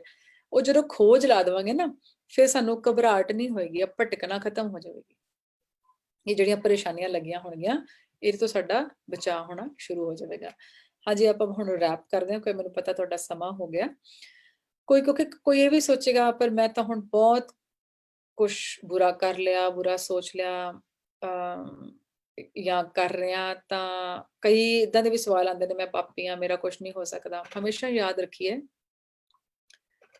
ਗੁਰੂ ਦਾ ਨਾਮ ਰੂਪੀ ਛੱਟਾ ਜਿਹੜਾ ਹੈਗਾ, ਸਾਡੇ ਪਾਪਾਂ ਤੋਂ ਕਿਤੇ ਵੱਧ ਤਾਕਤਵਰ ਹੈ, ਸਾਡੇ ਪਾਪਾਂ ਤੋਂ ਕਿਤੇ ਵੱਧ ਪਾਵਰਫੁਲ ਹੈ। ਗੁਰਬਾਣੀ ਸਾਡੇ ਕਰਮਾਂ ਤੋਂ, ਸਾਡੇ ਪਾਪਾਂ ਤੋਂ ਕਿਤੇ ਉੱਚੀ ਹੈ, ਪਵਿੱਤਰ ਹੈਗੀ ਹੈ, ਪਾਵਰਫੁਲ ਹੈਗੀ ਹੈ। ਉਹਦੇ 'ਚ ਭਰੋਸਾ ਰੱਖ ਕੇ ਅੱਜ ਵੀ ਜੇ ਸਰੈਂਡਰ ਕਰ ਦਈਏ ਤਾਂ ਫਿਰ ਸਾਡੇ ਮੈਲ ਜਿਹੜੀ ਹੈਗੀ ਹੈ, ਜਿਹੜੀ ਸਾਨੂੰ ਚੰਬੜੀ ਹੋਈ ਹੈ, ਉਹ ਸਭ ਧੋਤੀ ਜਾਏਗੀ। ਗੁਣ ਗਾਵਤ ਤੇਰੀ ਉਤਰਸ ਮੈਲ, ਜਿਹੜੀ ਲੱਗੀ ਵੀ ਹੋਈ ਹੈ ਨਾ, ਉਹ ਗੁਣ ਗਾ ਕੇ ਉਤਰ ਜਾਏਗੀ। ਹੁਣ ਗੁਣ ਗਾਣੇ ਐਵੇਂ ਨੇ ਕਿ ਉਹਦੇ ਵਿੱਚ ਮਾਣਨਾ, ਉਹਨੂੰ ਫੀਲ ਕਰਨਾ। ਗੁਣ ਗਾਵਤ ਤੇਰੀ ਉਤਰਸ ਮੈਲ, ਬਿਨ ਸਜਾਏ ਹਉਮੈ ਬਿਖ ਫੈਲ। ਉਹ ਜਿਹੜਾ ਆਪਾਂ ਗਰਭ ਤੋਂ ਗੱਲ ਸ਼ੁਰੂ ਕੀਤੀ ਸੀ ਨਾ, ਹੰਕਾਰ ਸਾਨੂੰ ਤੰਗ ਕਰੀ ਜਾ ਰਿਹਾ, ਨਿਕਲ ਜਾਏਗਾ। ਅੱਗੇ ਪੰਜਵੇਂ ਪਾਤਸ਼ਾਹ ਕਹਿੰਦੇ, ਹੋ ਅਚਿੰਤ ਬਸੈ ਸੁਖ ਨਾਲ, ਸਾਸ ਗਰਾਸ ਹਰ ਨਾਮ ਸਮਾਲ। ਇਹ ਮੈਂ ਬਹੁਤੀ ਟ੍ਰਾਂਸਲੇਸ਼ਨ 'ਚ ਨਹੀਂ ਜਾਣੀ, ਆਪ ਸਾਰੇ ਸੂਝਵਾਨ ਨੂੰ, ਬਹੁਤ ਸਿੰਪਲ ਜੀ ਲੈਂਗੁਏਜ ਗੁਰੂ ਸਾਹਿਬ ਨੇ ਸਾਨੂੰ ਫਰਮਾਨ ਦਿੱਤਾ। ਚਿੰਤਾ ਦੀ ਵੀ ਗੱਲ ਆ ਗਈ, ਸਾਸ ਗਰਾਸ ਹਰ ਨਾਮ ਸਮਾਲ। ਜਦੋਂ ਅਸੀਂ ਸਾਸ ਗਰਾਸ ਤਾਂ ਹੀ ਸੰਭਾਲਿਆ ਜਾ ਸਕਦਾ ਜੇ ਪਿੱਛੇ ਨੂੰ ਛੱਡਾਂਗੇ ਤੇ ਅਗਲੇ ਦੀ ਸੋਚ ਛੱਡਾਂਗੇ, ਕਿਉਂਕਿ ਸਾਸ ਤਾਂ ਹੋਣੀ ਹੈ ਨਾ। ਜਿਹੜਾ ਸਵਾਸ ਹੋਣਾ ਹੈ, ਜਿਹੜਾ ਚਲਾ ਗਿਆ ਹੁਣ ਲੈ ਲਿਆ ਮੈਂ, ਉਹ ਪਾਸਟ ਬਣ ਗਿਆ। ਜਿਹੜਾ ਆਇਆ ਨਹੀਂ ਉਹ ਤਾਂ ਮੈਨੂੰ ਹੱਲੇ ਪਤਾ ਨਹੀਂ। ਹੁਣ ਸਿਰਫ ਹੁਣ ਵਾਲੇ ਸਵਾਸ ਨੂੰ ਅਸੀਂ ਸੰਭਾਲਣਾ। ਜੇ ਹਰ ਇੱਕ ਸਵਾਸ ਨਾਲ ਉਹਨੂੰ ਸੰਭਾਲ ਲਵਾਂਗੇ, ਫਿਰ ਅਸੀਂ ਪ੍ਰੈਜ਼ੈਂਟ 'ਚ ਰਹਿਣਾ ਸ਼ੁਰੂ ਕਰ ਦੇਵਾਂਗੇ, ਅਸੀਂ ਹਜ਼ੂਰੀ 'ਚ ਰਹਿਣਾ ਸ਼ੁਰੂ ਕਰ ਦੇਵਾਂਗੇ, ਅਸੀਂ ਪਰਮਾਤਮਾ ਨੂੰ ਮਹਿਸੂਸ ਕਰਨਾ ਸ਼ੁਰੂ ਕਰ ਦੇਵਾਂਗੇ। ਸਾਸ ਗਰਾਸ ਹਰ ਨਾਮ ਸਮਾਲ, ਛਾੜ ਸਿਆਣਪ ਸਗਲੀ ਮਨਾ, ਸਾਧ ਸੰਗ ਪਾਵੇ ਸੱਚ ਧਨਾ। ਹਰ ਪੂੰਜੀ ਸੰਚ ਕਰੋ ਵਿਵਹਾਰ, ਇਹਾਂ ਸੁਖ ਦਰਗਹਿ ਜੈਕਾਰ। ਜਿਹੜੀ ਪੂੰਜੀ, ਜਿਹੜੀ ਸੱਚੀ, ਜਿਹਦੀ ਸਾਨੂੰ ਲੋੜ ਹੈਗੀ ਹੈ, ਜਿਹੜੀ ਇੱਥੇ ਵੀ ਤੇ ਅੱਗੇ ਵੀ ਨਾਲ ਚੱਲਣੀ ਹੈ। ਸਰਮ ਨਿਰੰਤਰ ਇੱਕੋ ਦੇਖ, ਕਹੋ ਨਾਨਕ ਜਾਂਕੈ ਮਸਤਕ ਲੇਖ। ਇਸ ਤਰ੍ਹਾਂ ਦਾ ਸਾਡਾ ਜੀਵਨ ਮਾਝੇ, ਔਰ ਪੂਰਾ ਵਿਸ਼ਵਾਸ ਹੋਏ ਕਿ ਜੋ ਹੋ ਗਿਆ ਠੀਕ ਹੈਗਾ, ਅੱਜ ਤੋਂ ਬਾਅਦ ਮੈਂ ਕੌਨਸ਼ੀਅਸ ਜੀਵਨ ਜੀਣਾ। ਇਸੇ ਕਰਕੇ ਹੀ ਸਾਨੂੰ ਹੁਕਮ ਹੈਗਾ ਕਿ ਅਸੀਂ ਸਹਿਜ ਪਾਠ ਕਰੀਏ। ਜਦੋਂ ਅਸੀਂ ਗੁਰਬਾਣੀ ਦੇ ਨਾਲ ਜੁੜਾਂਗੇ, ਬਾਣੀ ਪੜਾਂਗੇ, ਸਾਨੂੰ ਨਿਤ ਗੁਰੂ ਸਾਹਿਬ ਨਵੇਂ ਫਰਮਾਨ ਦੇਣਗੇ। ਔਰ ਐਵੇਂ ਵੀ ਨਹੀਂ ਹੈਗਾ ਕਿ ਅਸੀਂ ਕਹਿੰਦੇ ਰੋਜ਼ ਬਾਣੀ ਪੜਨ ਦੀ ਕੀ ਲੋੜ ਹੈਗੀ ਹੈ। ਜਿਉਂ ਤੁਹਾਡੀ ਅਵਸਥਾ ਚੇਂਜ ਹੋ ਜਾਏਗੀ, ਤੁਹਾਡਾ ਮੀਨਿੰਗ, ਤੁਹਾਡੀ ਫੀਲਿੰਗ, ਤੁਹਾਡਾ ਐਕਸਪੀਰੀਅੰਸ ਉਸ ਪਾਰਟਿਕੂਲਰ ਸ਼ਬਦ ਨਾਲ ਚੇਂਜ ਹੁੰਦਾ ਜਾਏਗਾ। This is the beauty of Gurbani. ਔਰ ਉਹੀ ਸ਼ਬਦ ਇੱਕ ਇਨਸਾਨ ਲਈ ਕੁਝ ਹੋਰ, ਕਿਉਂਕਿ ਕੋਈ ਸਰਮਖੰਡ 'ਚ ਬੈਠਾ ਹੈ, ਕੋਈ ਧਰਮਖੰਡ 'ਚ ਬੈਠਾ ਹੈ, ਕੋਈ ਕਿੱਥੇ ਬੈਠਾ ਨਾ, ਤਾਂ ਜਿੱਦਾਂ ਦੀ ਅਵਸਥਾ ਤੇ ਅਸੀਂ ਬੈਠੇ ਹਾਂ, ਉਦਾਂ ਸਾਨੂੰ ਆਨਸਰ ਮਿਲ ਰਹੇ ਨੇ, ਉਦਾਂ ਦੇ ਸਾਡੇ ਐਕਸਪੀਰੀਅੰਸ ਮਿਲ ਰਹੇ ਨੇ। ਪਰ ਅਸੀਂ ਜਦੋਂ ਨਿਤ ਬਾਣੀ ਪੜਾਂਗੇ, ਗੁਰੂ ਸਾਹਿਬ ਆਪ ਹੀ ਕਿਰਪਾ ਕਰਕੇ ਸਾਨੂੰ ਹੋਰ ਬਖਸ਼ਿਸ਼ਾਂ ਦੇਣਗੇ। ਤਾਂ ਅਸੀਂ ਅਲਟੀਮੇਟਲੀ ਬਸ ਉੱਥੇ ਪਹੁੰਚਣਾ। ਮੁਦਾਮਣੀ ਸਾਨੂੰ ਦਿੱਤੀ ਹੈ ਵੀ ਥਾਲ ਵਿੱਚ 3 ਵਸਤੂ ਪਈਓ, 7 ਸੰਤੋਖ ਵਿਚਾਰੋ, ਅੰਮ੍ਰਿਤ ਨਾਮ ਠਾਕੁਰ ਕਾ ਪਇਓ, ਜਿਸ ਕਾ ਸਬਸ ਉਧਾਰੋ। ਹਾਂ, ਇਹ ਹੁਣ ਮੈਂ ਵਿਚਾਰ ਇਹਦੀ ਨਹੀਂ ਪੂਰੀ ਕਰਨੀ, ਆਪਾਂ ਸ਼ਬਦ ਪੜ੍ਹ ਲੈਂਦੇ ਹਾਂ ਤਾਂ ਕਿ ਸਾਰਿਆਂ ਨੂੰ ਇੱਕ ਉਸ ਤਰ੍ਹਾਂ ਦਾ ਮਾਹੌਲ ਕ੍ਰੀਏਟ ਹੋ ਜਾਵੇ। ਆਪਾਂ ਰੋਜ਼ ਪੜ੍ਹਦੇ ਵੀ ਹੈਗੇ ਆ ਰਹਿਰਾਸ ਸਾਹਿਬ ਦੀ ਬਾਣੀ ਦੇ ਵਿੱਚ ਤਿੰਨਾਂ ਚੀਜ਼ਾਂ ਦਾ ਉੱਚਾ ਆਚਰਣ, ਸੰਤੋਖ, ਮਤਲਬ ਹਾਂ ਜੋ ਪਰਮੇਸ਼ਰ ਨੇ ਦਿੱਤਾ ਬਹੁਤ ਹੈਗਾ, ਔਰ ਵਿਚਾਰ ਜਿਹੜਾ ਅਸੀਂ ਰੋਜ਼ ਵਿਚਾਰਾਂ ਕਰੀਏ, ਖੋਜ ਕਰੀਏ, ਤਾਂ ਉੱਥੇ ਫਿਰ ਨਾਮ, ਜਦੋਂ ਅੰਮ੍ਰਿਤ ਨਾਮ ਠਾਕੁਰ ਕਾ ਪਇਓ ਜਿਸਕਾ ਸਬਸੇ ਆਧਾਰ ਹੋ, ਸਭ ਤੋਂ ਅਮੁੱਲੀ ਜਿਹੜੀ ਚੀਜ਼ ਹੈਗੀ ਆ, ਉਹ ਮਨੁੱਖ ਦੇ ਹਿਰਦੇ ਥਾਲ ਵਿੱਚ ਜਿਹੜੇ ਪਰਮਾਤਮਾ ਦਾ ਨਾਮ ਵਸ ਜਾਵੇ ਨਾ, ਫਿਰ ਉਹ ਜਿਹੜਾ ਖਾਏਗਾ, ਜਿਹੜਾ ਮਾਣੇਗਾ, ਉਹਦਾ ਉਦਾਰ ਹੋਏਗਾ। ਠੀਕ ਹੈ, ਆਪਾਂ ਇਹ ਪੜ੍ਹ ਕੇ ਤਾਂ ਉਸ ਤੋਂ ਬਾਅਦ ਆਪਾਂ ਫਿਰ Q&A ਵੱਲ ਚੱਲਦੇ ਹਾਂ ਜੀ।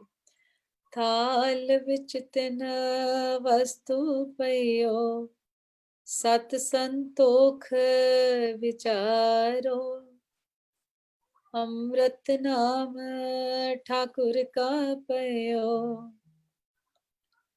जिसका सबस आधारो, जे को खावे जे को पुंचै, तिसका होए उदारो, हे वस्त तजी न जाई, नित नित रख्योर तारो, तम संसार चरण लग तरिए, सब नानक ब्रह्म पसारो, तम संसार चरण लग तरिए, सब नानक ब्रह्म पसारो।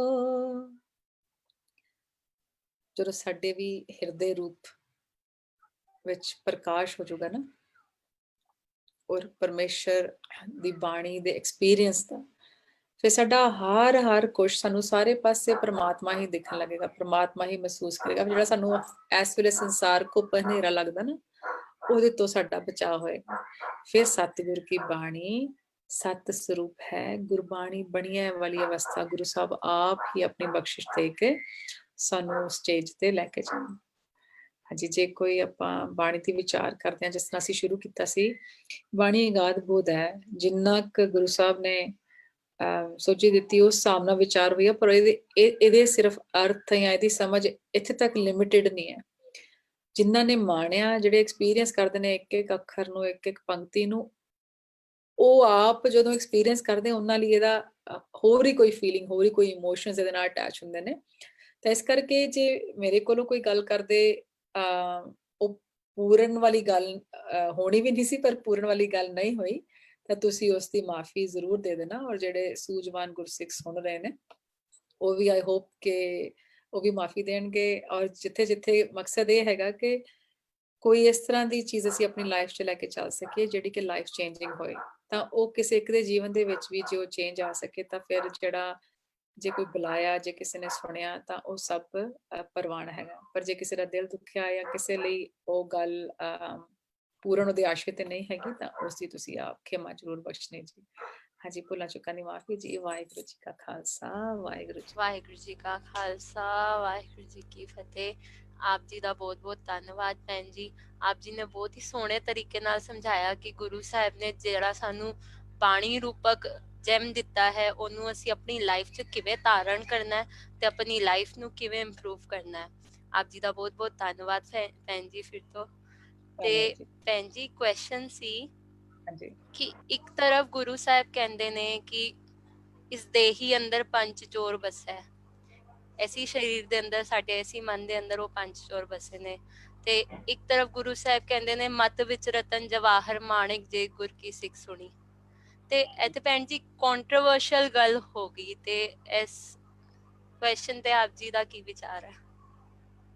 ਹਾਂਜੀ, ਬੜੀ ਵਾਰ ਆਪਾਂ ਜਦੋਂ ਬਾਣੀ ਪੜਾਂਗੇ ਨਾ, ਸਾਨੂੰ ਏਦਾਂ ਮਹਿਸੂਸ ਹੋਏਗਾ ਕਿ ਇਹ ਕੰਟਰੋਵਰਸੀ ਹੋ ਰਹੀ ਹੈ, ਇੱਕ ਗੱਲ ਕਨਫਲਿਕਟ ਹੈਗਾ ਇੱਕ ਗੱਲ ਦਾ ਦੂਸਰੇ ਦੇ ਨਾਲ। ਜਿੱਦਾਂ ਥੋੜਾ ਜਿਹਾ ਅਸੀਂ ਪਹਿਲਾਂ ਗੱਲ ਕੀਤੀ ਹੈ ਕਿ ਜਿਹੜੀ ਬਾਣੀ ਹੈ ਨਾ, ਹਰ ਇੱਕ ਦਾ ਨਹੀਂ ਕੋਈ ਪਾਰਟਿਕੂਲਰ ਟਾਈਪ ਆਫ PhD ਕੀਤੀ ਹੈ, ਤਾਂ ਉਹੀ ਬੰਦਾ ਸਿਰਫ ਬਾਣੀ ਪੜ ਸਕਦਾ ਜਾਂ ਬਾਣੀ ਸਮਝ ਸਕਦਾ। ਜਿਹੜੇ ਬੰਦੇ ਨੇ ਹਲੇ ABC ਸ਼ੁਰੂ ਕੀਤੀ, ਉੜਾੜਾ ਸ਼ੁਰੂ ਕੀਤਾ, ਬਾਣੀ ਉਹਦੇ ਲਈ ਵੀ ਰਚੀ ਗਈ ਹੈ।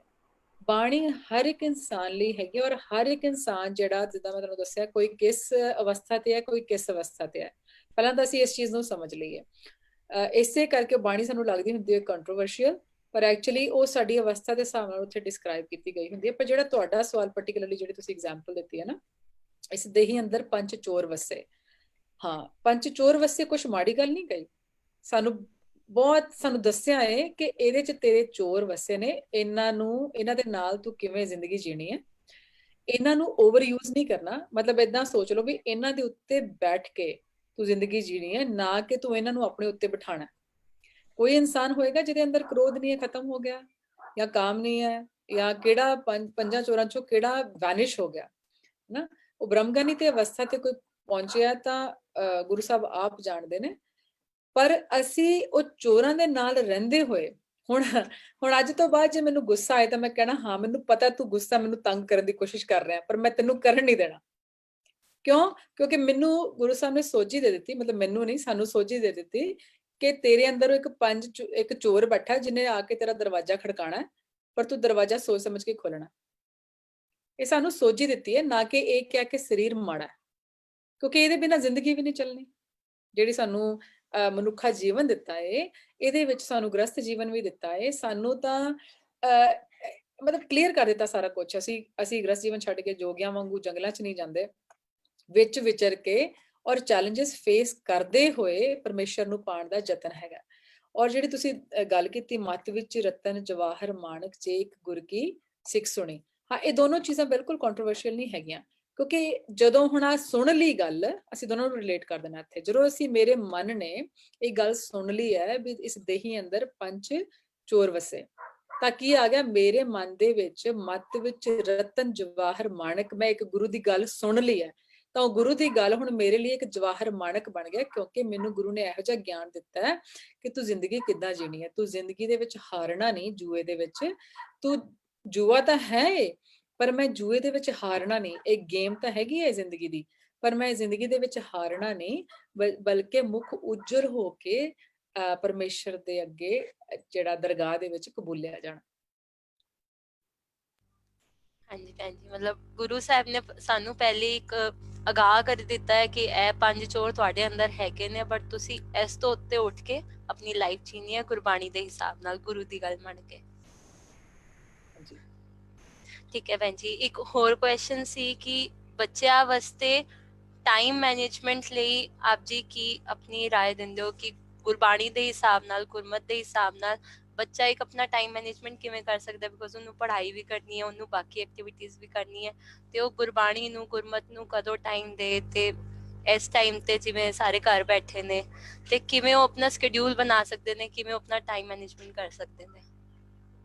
ਹਾਂਜੀ, ਇਹ ਤਾਂ ਸਭ ਤੋਂ ਜ਼ਰੂਰੀ ਹੈ ਪਹਿਲਾਂ ਅਸੀਂ ਆਪਣੀ ਪ੍ਰਾਇੋਰਟੀ ਸਮਝੀਏ।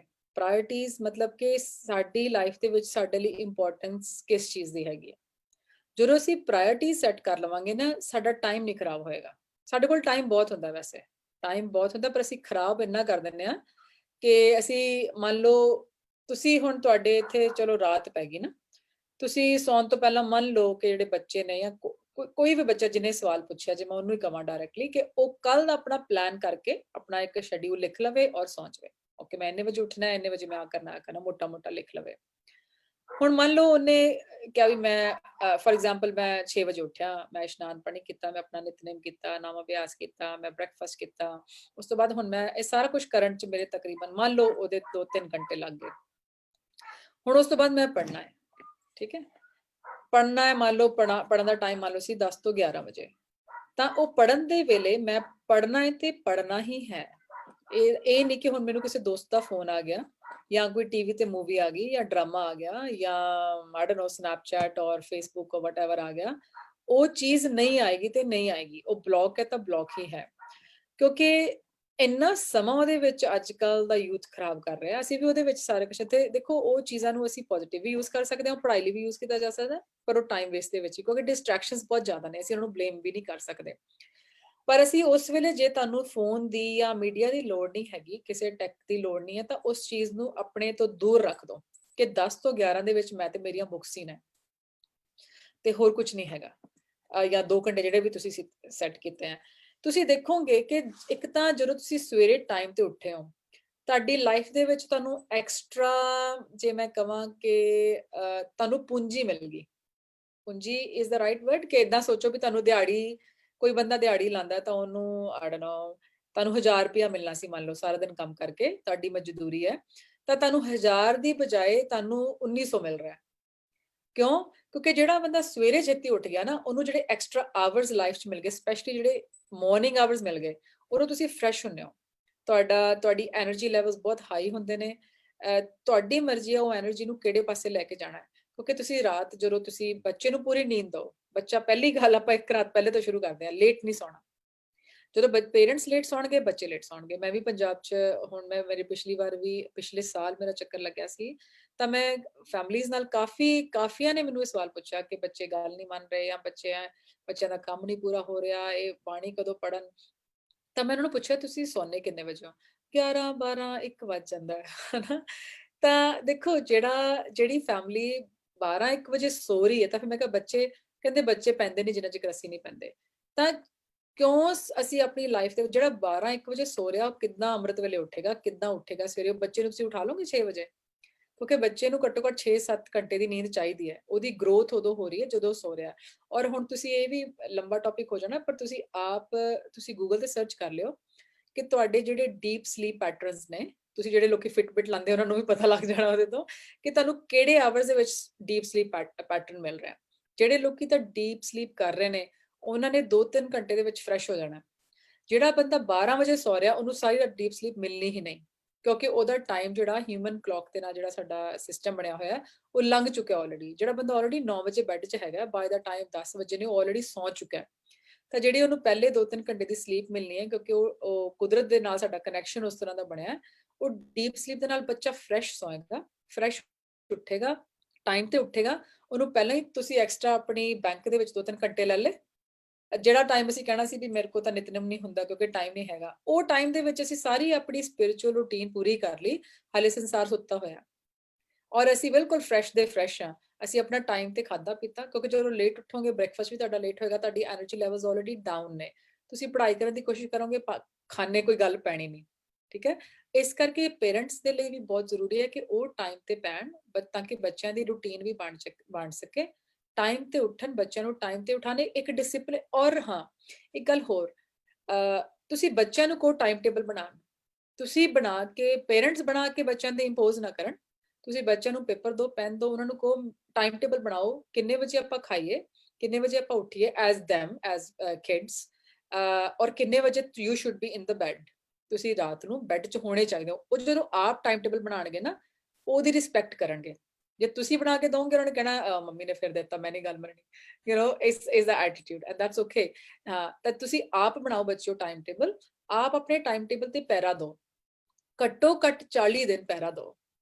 ਜਦੋਂ ਤੁਸੀਂ 40 ਡੇਜ਼ ਕਰੋਗੇ, ਤੁਹਾਨੂੰ ਬੈਨੀਫਿਟਸ ਇੰਨੇ ਫੀਲ ਹੋ ਜਾਣਗੇ ਕਿ ਤੁਹਾਡਾ ਜੀ ਨਹੀਂ ਕਰਨਾ ਹੁਣ ਇਸ ਤੋਂ ਬਾਅਦ ਉਸ ਚੀਜ਼ ਨੂੰ ਨਾ ਕਰਨ ਦਾ, ਕਿਉਂਕਿ ਤੁਹਾਨੂੰ ਫਾਇਦਾ ਲੱਗਣ ਲੱਗ ਜਾਣਾ, ਤੁਹਾਨੂੰ ਚੰਗਾ ਲੱਗਣ ਲੱਗ ਜਾਏਗਾ। ਔਰ ਸਿਰਫ ਇਹੀ ਨਹੀਂ, ਮੈਨੂੰ ਨਹੀਂ ਪਤਾ ਤੁਹਾਡੇ ਕੀ ਮਾਹੌਲ ਹੈ ਇਸ ਵੇਲੇ, ਤੁਸੀਂ ਬਾਹਰ ਜਾ ਸਕਦੇ ਹੋ ਕਿ ਨਹੀਂ, ਆਪਣੀ ਲਾਈਫ ਦੇ ਵਿੱਚ ਐਕਸਰਸਾਈਜ਼ ਜ਼ਰੂਰ ਕਰੋ। ਇਹ ਜਿਹੜੇ ਛੋਟੇ ਬੱਚੇ ਨੇ, ਯੂਥ ਹੈਗਾ, ਸਿਰਫ ਹੁਣ ਅੰਦਰ ਬੈਠ ਕੇ ਖਾਈ ਜਾਣਾ ਔਰ ਪੜੀ ਜਾਣਾ ਨਹੀਂ ਹੋ ਪਾਏਗਾ। You need to bring some movement to your life. ਜਿਹੜੀ ਘਰ ਬੈਠ ਜੇ ਤੁਸੀਂ ਬਾਹਰ ਨਹੀਂ ਜਾ ਸਕਦੇ, ਬਾਹਰ ਰਨਿੰਗ ਲਈ ਜਾਓ, ਅੱਧਾ ਘੰਟਾ ਵਾਕ ਕਰ ਆਓ, ਨਹੀਂ ਕਰ ਪਾ ਰਹੇ, ਘਰ ਹੀ ਤੁਸੀਂ ਛਾਲਾ ਮਾਰ ਲਓ, ਕੁਛ ਕਰੋ, ਪਰ ਮੂਵ ਯੋਰ ਬਾਡੀ।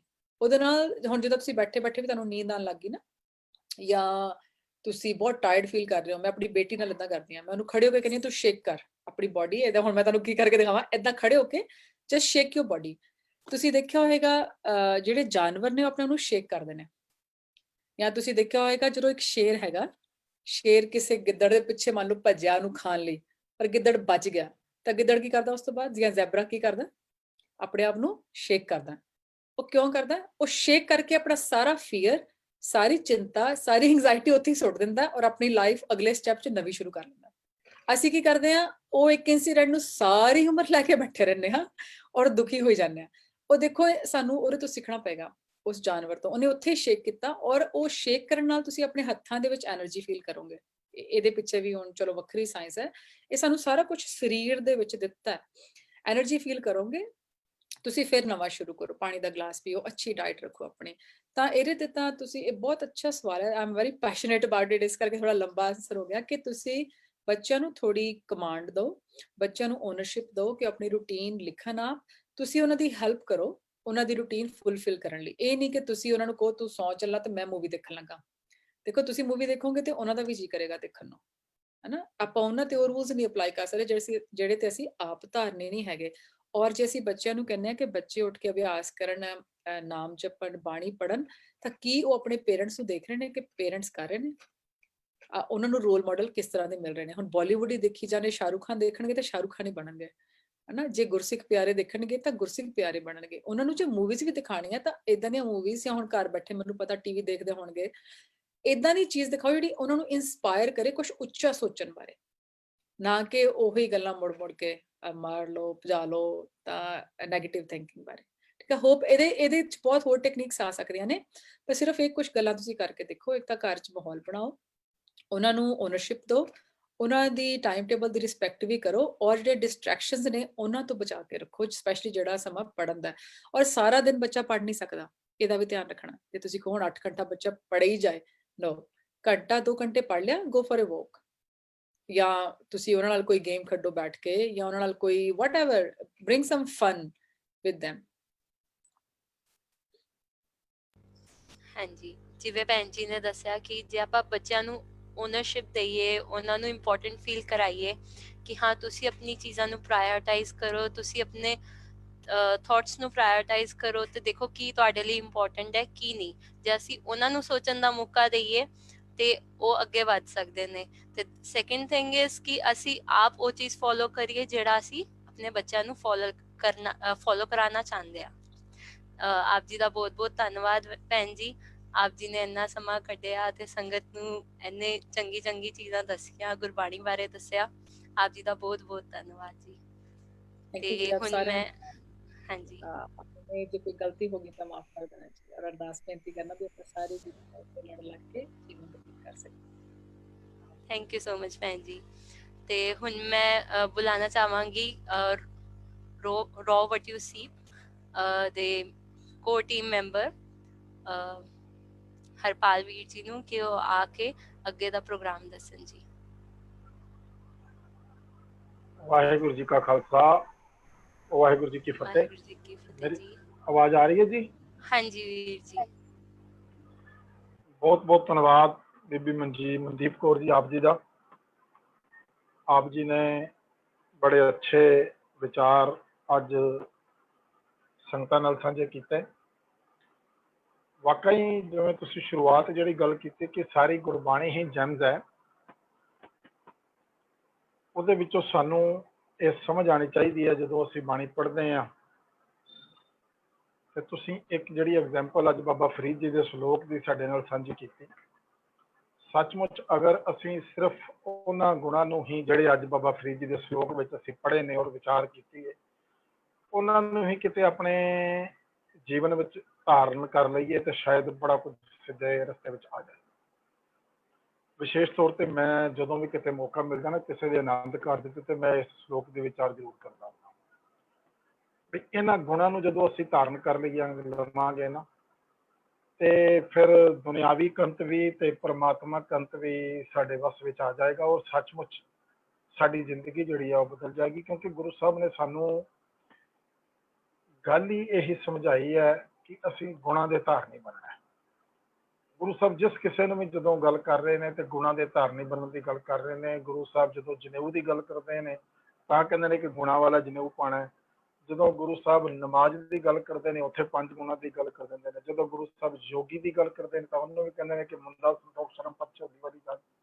ਸੋ ਗੁਰੂ ਸਾਹਿਬ ਸਾਰੀ ਗੱਲ ਹੀ ਗੁਣਾਂ ਦੀ ਕਰਦੇ ਨੇ ਕਿ ਅਸੀਂ ਗੁਣ ਧਾਰਨ ਕਰਨੇ ਨੇ। ਤੇ ਅੱਜ ਤੁਸੀਂ ਵੀ ਗੁਰਬਾਣੀ ਦੇ ਵਿੱਚੋਂ ਐਸੇ ਜੈਮ ਲਿਆ ਕੇ ਸਾਨੂੰ ਉਹਨਾਂ ਗੁਣਾਂ ਦੀ ਗੱਲ ਬਾਰੇ ਸਮਝਾਇਆ, ਵਿਚਾਰ ਕੀਤੀ ਹੈ। ਬਹੁਤ ਬਹੁਤ ਧੰਨਵਾਦ। ਤੁਸੀਂ ਮੈਨੂੰ ਸ਼ਾਇਦ ਅੰਦਾਜ਼ਾ ਪਰ ਮੈਂ ਪੱਕਾ ਨਹੀਂ, ਤੁਸੀਂ ਸ਼ਾਇਦ ਲੁਧਿਆਣਾ ਜ਼ਿਲ੍ਹੇ ਤੋਂ ਬਿਲੋਂਗ ਕਰਦੇ ਹੋ ਬੀਬੀ ਮਨਦੀਪ ਕੌਰ ਜੀ? ਹਾਂਜੀ, ਮੇਰਾ ਜਨਮ ਛੋਟਾ ਜਿਹਾ ਕਸਬਾ ਹੈਗਾ ਕੈਂਥਾ ਦਸੂਆ ਦੇ ਵਿੱਚ ਹੋਇਆ। ਤਾਂ ਕਿਹੜਾ ਉਸ ਜੀ? ਤੋਂ ਬਾਅਦ ਦਸੂਆ, ਹੁਸ਼ਿਆਰਪੁਰ ਜ਼ਿਲ੍ਹਾ। ਹਾਂਜੀ ਹਾਂਜੀ, ਉਸ ਅੱਛਾ ਤੋਂ ਬਾਅਦ ਫਿਰ ਮੈਂ ਠੀਕ ਹੈ, ਠੀਕ ਹੈ। ਪੜ੍ਹਨ ਲਈ ਹਾਂਜੀ। ਅੱਛਾ, ਤੁਸੀਂ ਫਿਰ ਪੜ੍ਹੇ ਲੁਧਿਆਣੇ ਵਿੱਚ? ਹਾਂਜੀ, ਉਸ ਤੋਂ ਬਾਅਦ ਮੇਰੇ ਕਾਲਜ ਲੁਧਿਆਣੇ ਜ਼ਿਲ੍ਹੇ ਚ ਹੋਏ ਸੀ। ਠੀਕ ਹੈ। ਮੈਂ ਵੀ ਬੇਸਿਕਲੀ ਲੁਧਿਆਣੇ ਨੂੰ ਬਿਲੋਂਗ ਕਰਦਾ ਤੇ ਹੁਣ 25 ਸਾਲਾਂ ਤੋਂ ਦਿੱਲੀ 'ਚ ਰਹਿ ਰਿਹਾ। ਮੈਂ ਤਾਂ ਕਰਕੇ ਸ਼ਾਇਦ ਮੈਨੂੰ ਤੁਸੀਂ ਪਿਛਲੀ ਵਾਰੀ ਮੈਂ ਤੁਹਾਡੀ ਇੱਕ ਮੀਟਿੰਗ ਅਟੈਂਡ ਕੀਤੀ ਸੀ, ਤੁਸੀਂ ਲਖਨਊ ਗੁਰੂ ਗੋਬਿੰਦ ਸਿੰਘ ਸਟੱਡੀ ਸਰਕਲ ਦੇ ਗਰੁੱਪ ਵਿੱਚ ਇਸੇ ਤਰ੍ਹਾਂ ਜੂਮ ਮੀਟਿੰਗ 'ਚ ਮਹੀਨਾ ਕੁ ਪਹਿਲੇ ਹਾਂਜੀ ਤੇ ਹਾਂਜੀ ਮੈਂ ਉਹ ਵੀ ਤੁਹਾਡੀ ਉਹ ਵੀ ਮੀਟਿੰਗ ਅਟੈਂਡ ਕੀਤੀ ਸੀ। ਬਹੁਤ ਅੱਛੇ ਤੁਹਾਡੇ ਵਿਚਾਰ, ਔਰ ਤੁਸੀਂ ਜਿਹੜੀ ਗੱਲ ਕੀਤੀ ਹੈ ਕਿ ਅਸੀਂ ਵੀ ਗੁਰਬਾਣੀ ਬਣਨਾ ਹੈ, ਗੁਰਬਾਣੀ ਦੇ ਗੁਣ ਧਾਰਨ ਕਰਕੇ, ਗੁਰੂ ਦੇ ਦਿੱਤੇ ਉਪਦੇਸ਼ ਨੂੰ ਮਨ ਵਿੱਚ ਧਾਰਨ ਕਰਕੇ, ਦ੍ਰਿੜ ਕਰਕੇ ਤੇ ਆਪਣੇ ਆਪ ਨੂੰ ਅਸੀਂ ਸਹੀ ਰਸਤੇ ਤੇ ਲੈ ਕੇ ਜਾਣਾ। ਔਰ ਤੁਸੀਂ ਬੜੀ ਵਧੀਆ ਪੋਜੀਸ਼ਨ ਦੇ ਵਿੱਚ ਪਹੁੰਚੇ, ਔਰ ਗੁਰਸਿੱਖੀ ਦੇ ਗੁਣਾਂ ਨੂੰ ਧਾਰਨ ਕਰਕੇ ਇਹ ਸੱਚਮੁੱਚ ਇੱਕ ਬੜੀ ਸਾਡੇ ਬੱਚਿਆਂ ਵਾਲੀ ਐਗਜ਼ਾਮਪਲ ਵਾਲੀ ਗੱਲ ਹੈ, ਬੜੀ ਇੱਕ ਵਧੀਆ ਗੱਲ ਹੈ। ਸੋ ਗੁਰੂ ਮਹਾਰਾਜ ਤੁਹਾਨੂੰ ਹੋਰ ਚੜ੍ਹਦੀਆਂ ਕਲਾ 'ਚ ਰੱਖੇ। ਤੁਸੀਂ ਇਸੇ ਤਰ੍ਹਾਂ ਆਪਣੀ ਜਿਹੜੀ ਡਿਊਟੀ ਕਰ ਰਹੇ ਹੋ ਬ੍ਰਿਟਿਸ਼ ਆਰਮੀ ਦੇ ਵਿੱਚ, ਔਰ ਨਾਲ ਦੀ ਨਾਲ ਜਿਹੜੀ ਤੁਸੀਂ ਇਹ ਇੱਕ ਸੇਵਾ ਕਰ ਰਹੇ ਹੋ, ਤੁਸੀਂ ਅੱਜ ਸਾਡੇ ਵਰਗਿਆਂ ਨੂੰ ਜਿਹੜੀ ਗੱਲ ਸਮਝਾਉਂਦੇ ਪਏ ਹੋ, ਗੁਰਬਾਣੀ ਦੇ ਨਾਲ ਜੋੜਦੇ ਪਏ ਹੋ, ਇਹ ਇੱਕ ਬਹੁਤ ਵਧੀਆ ਜ਼ਿੰਮੇਵਾਰੀ ਤੁਸੀਂ ਜਿਹੜੀ ਨਿਭਾ ਰਹੇ ਹੋ, ਇਹ ਇੱਕ ਬੜੀ ਵਧੀਆ ਜ਼ਿੰਮੇਵਾਰੀ ਹੈ। ਸੋ ਮੈਂ ਆਪਣੀ ਸਾਰੀ ਟੀਮ ਵੱਲੋਂ ਤੁਹਾਨੂੰ ਥੈਂਕਸ ਕਹਾਂਗਾ।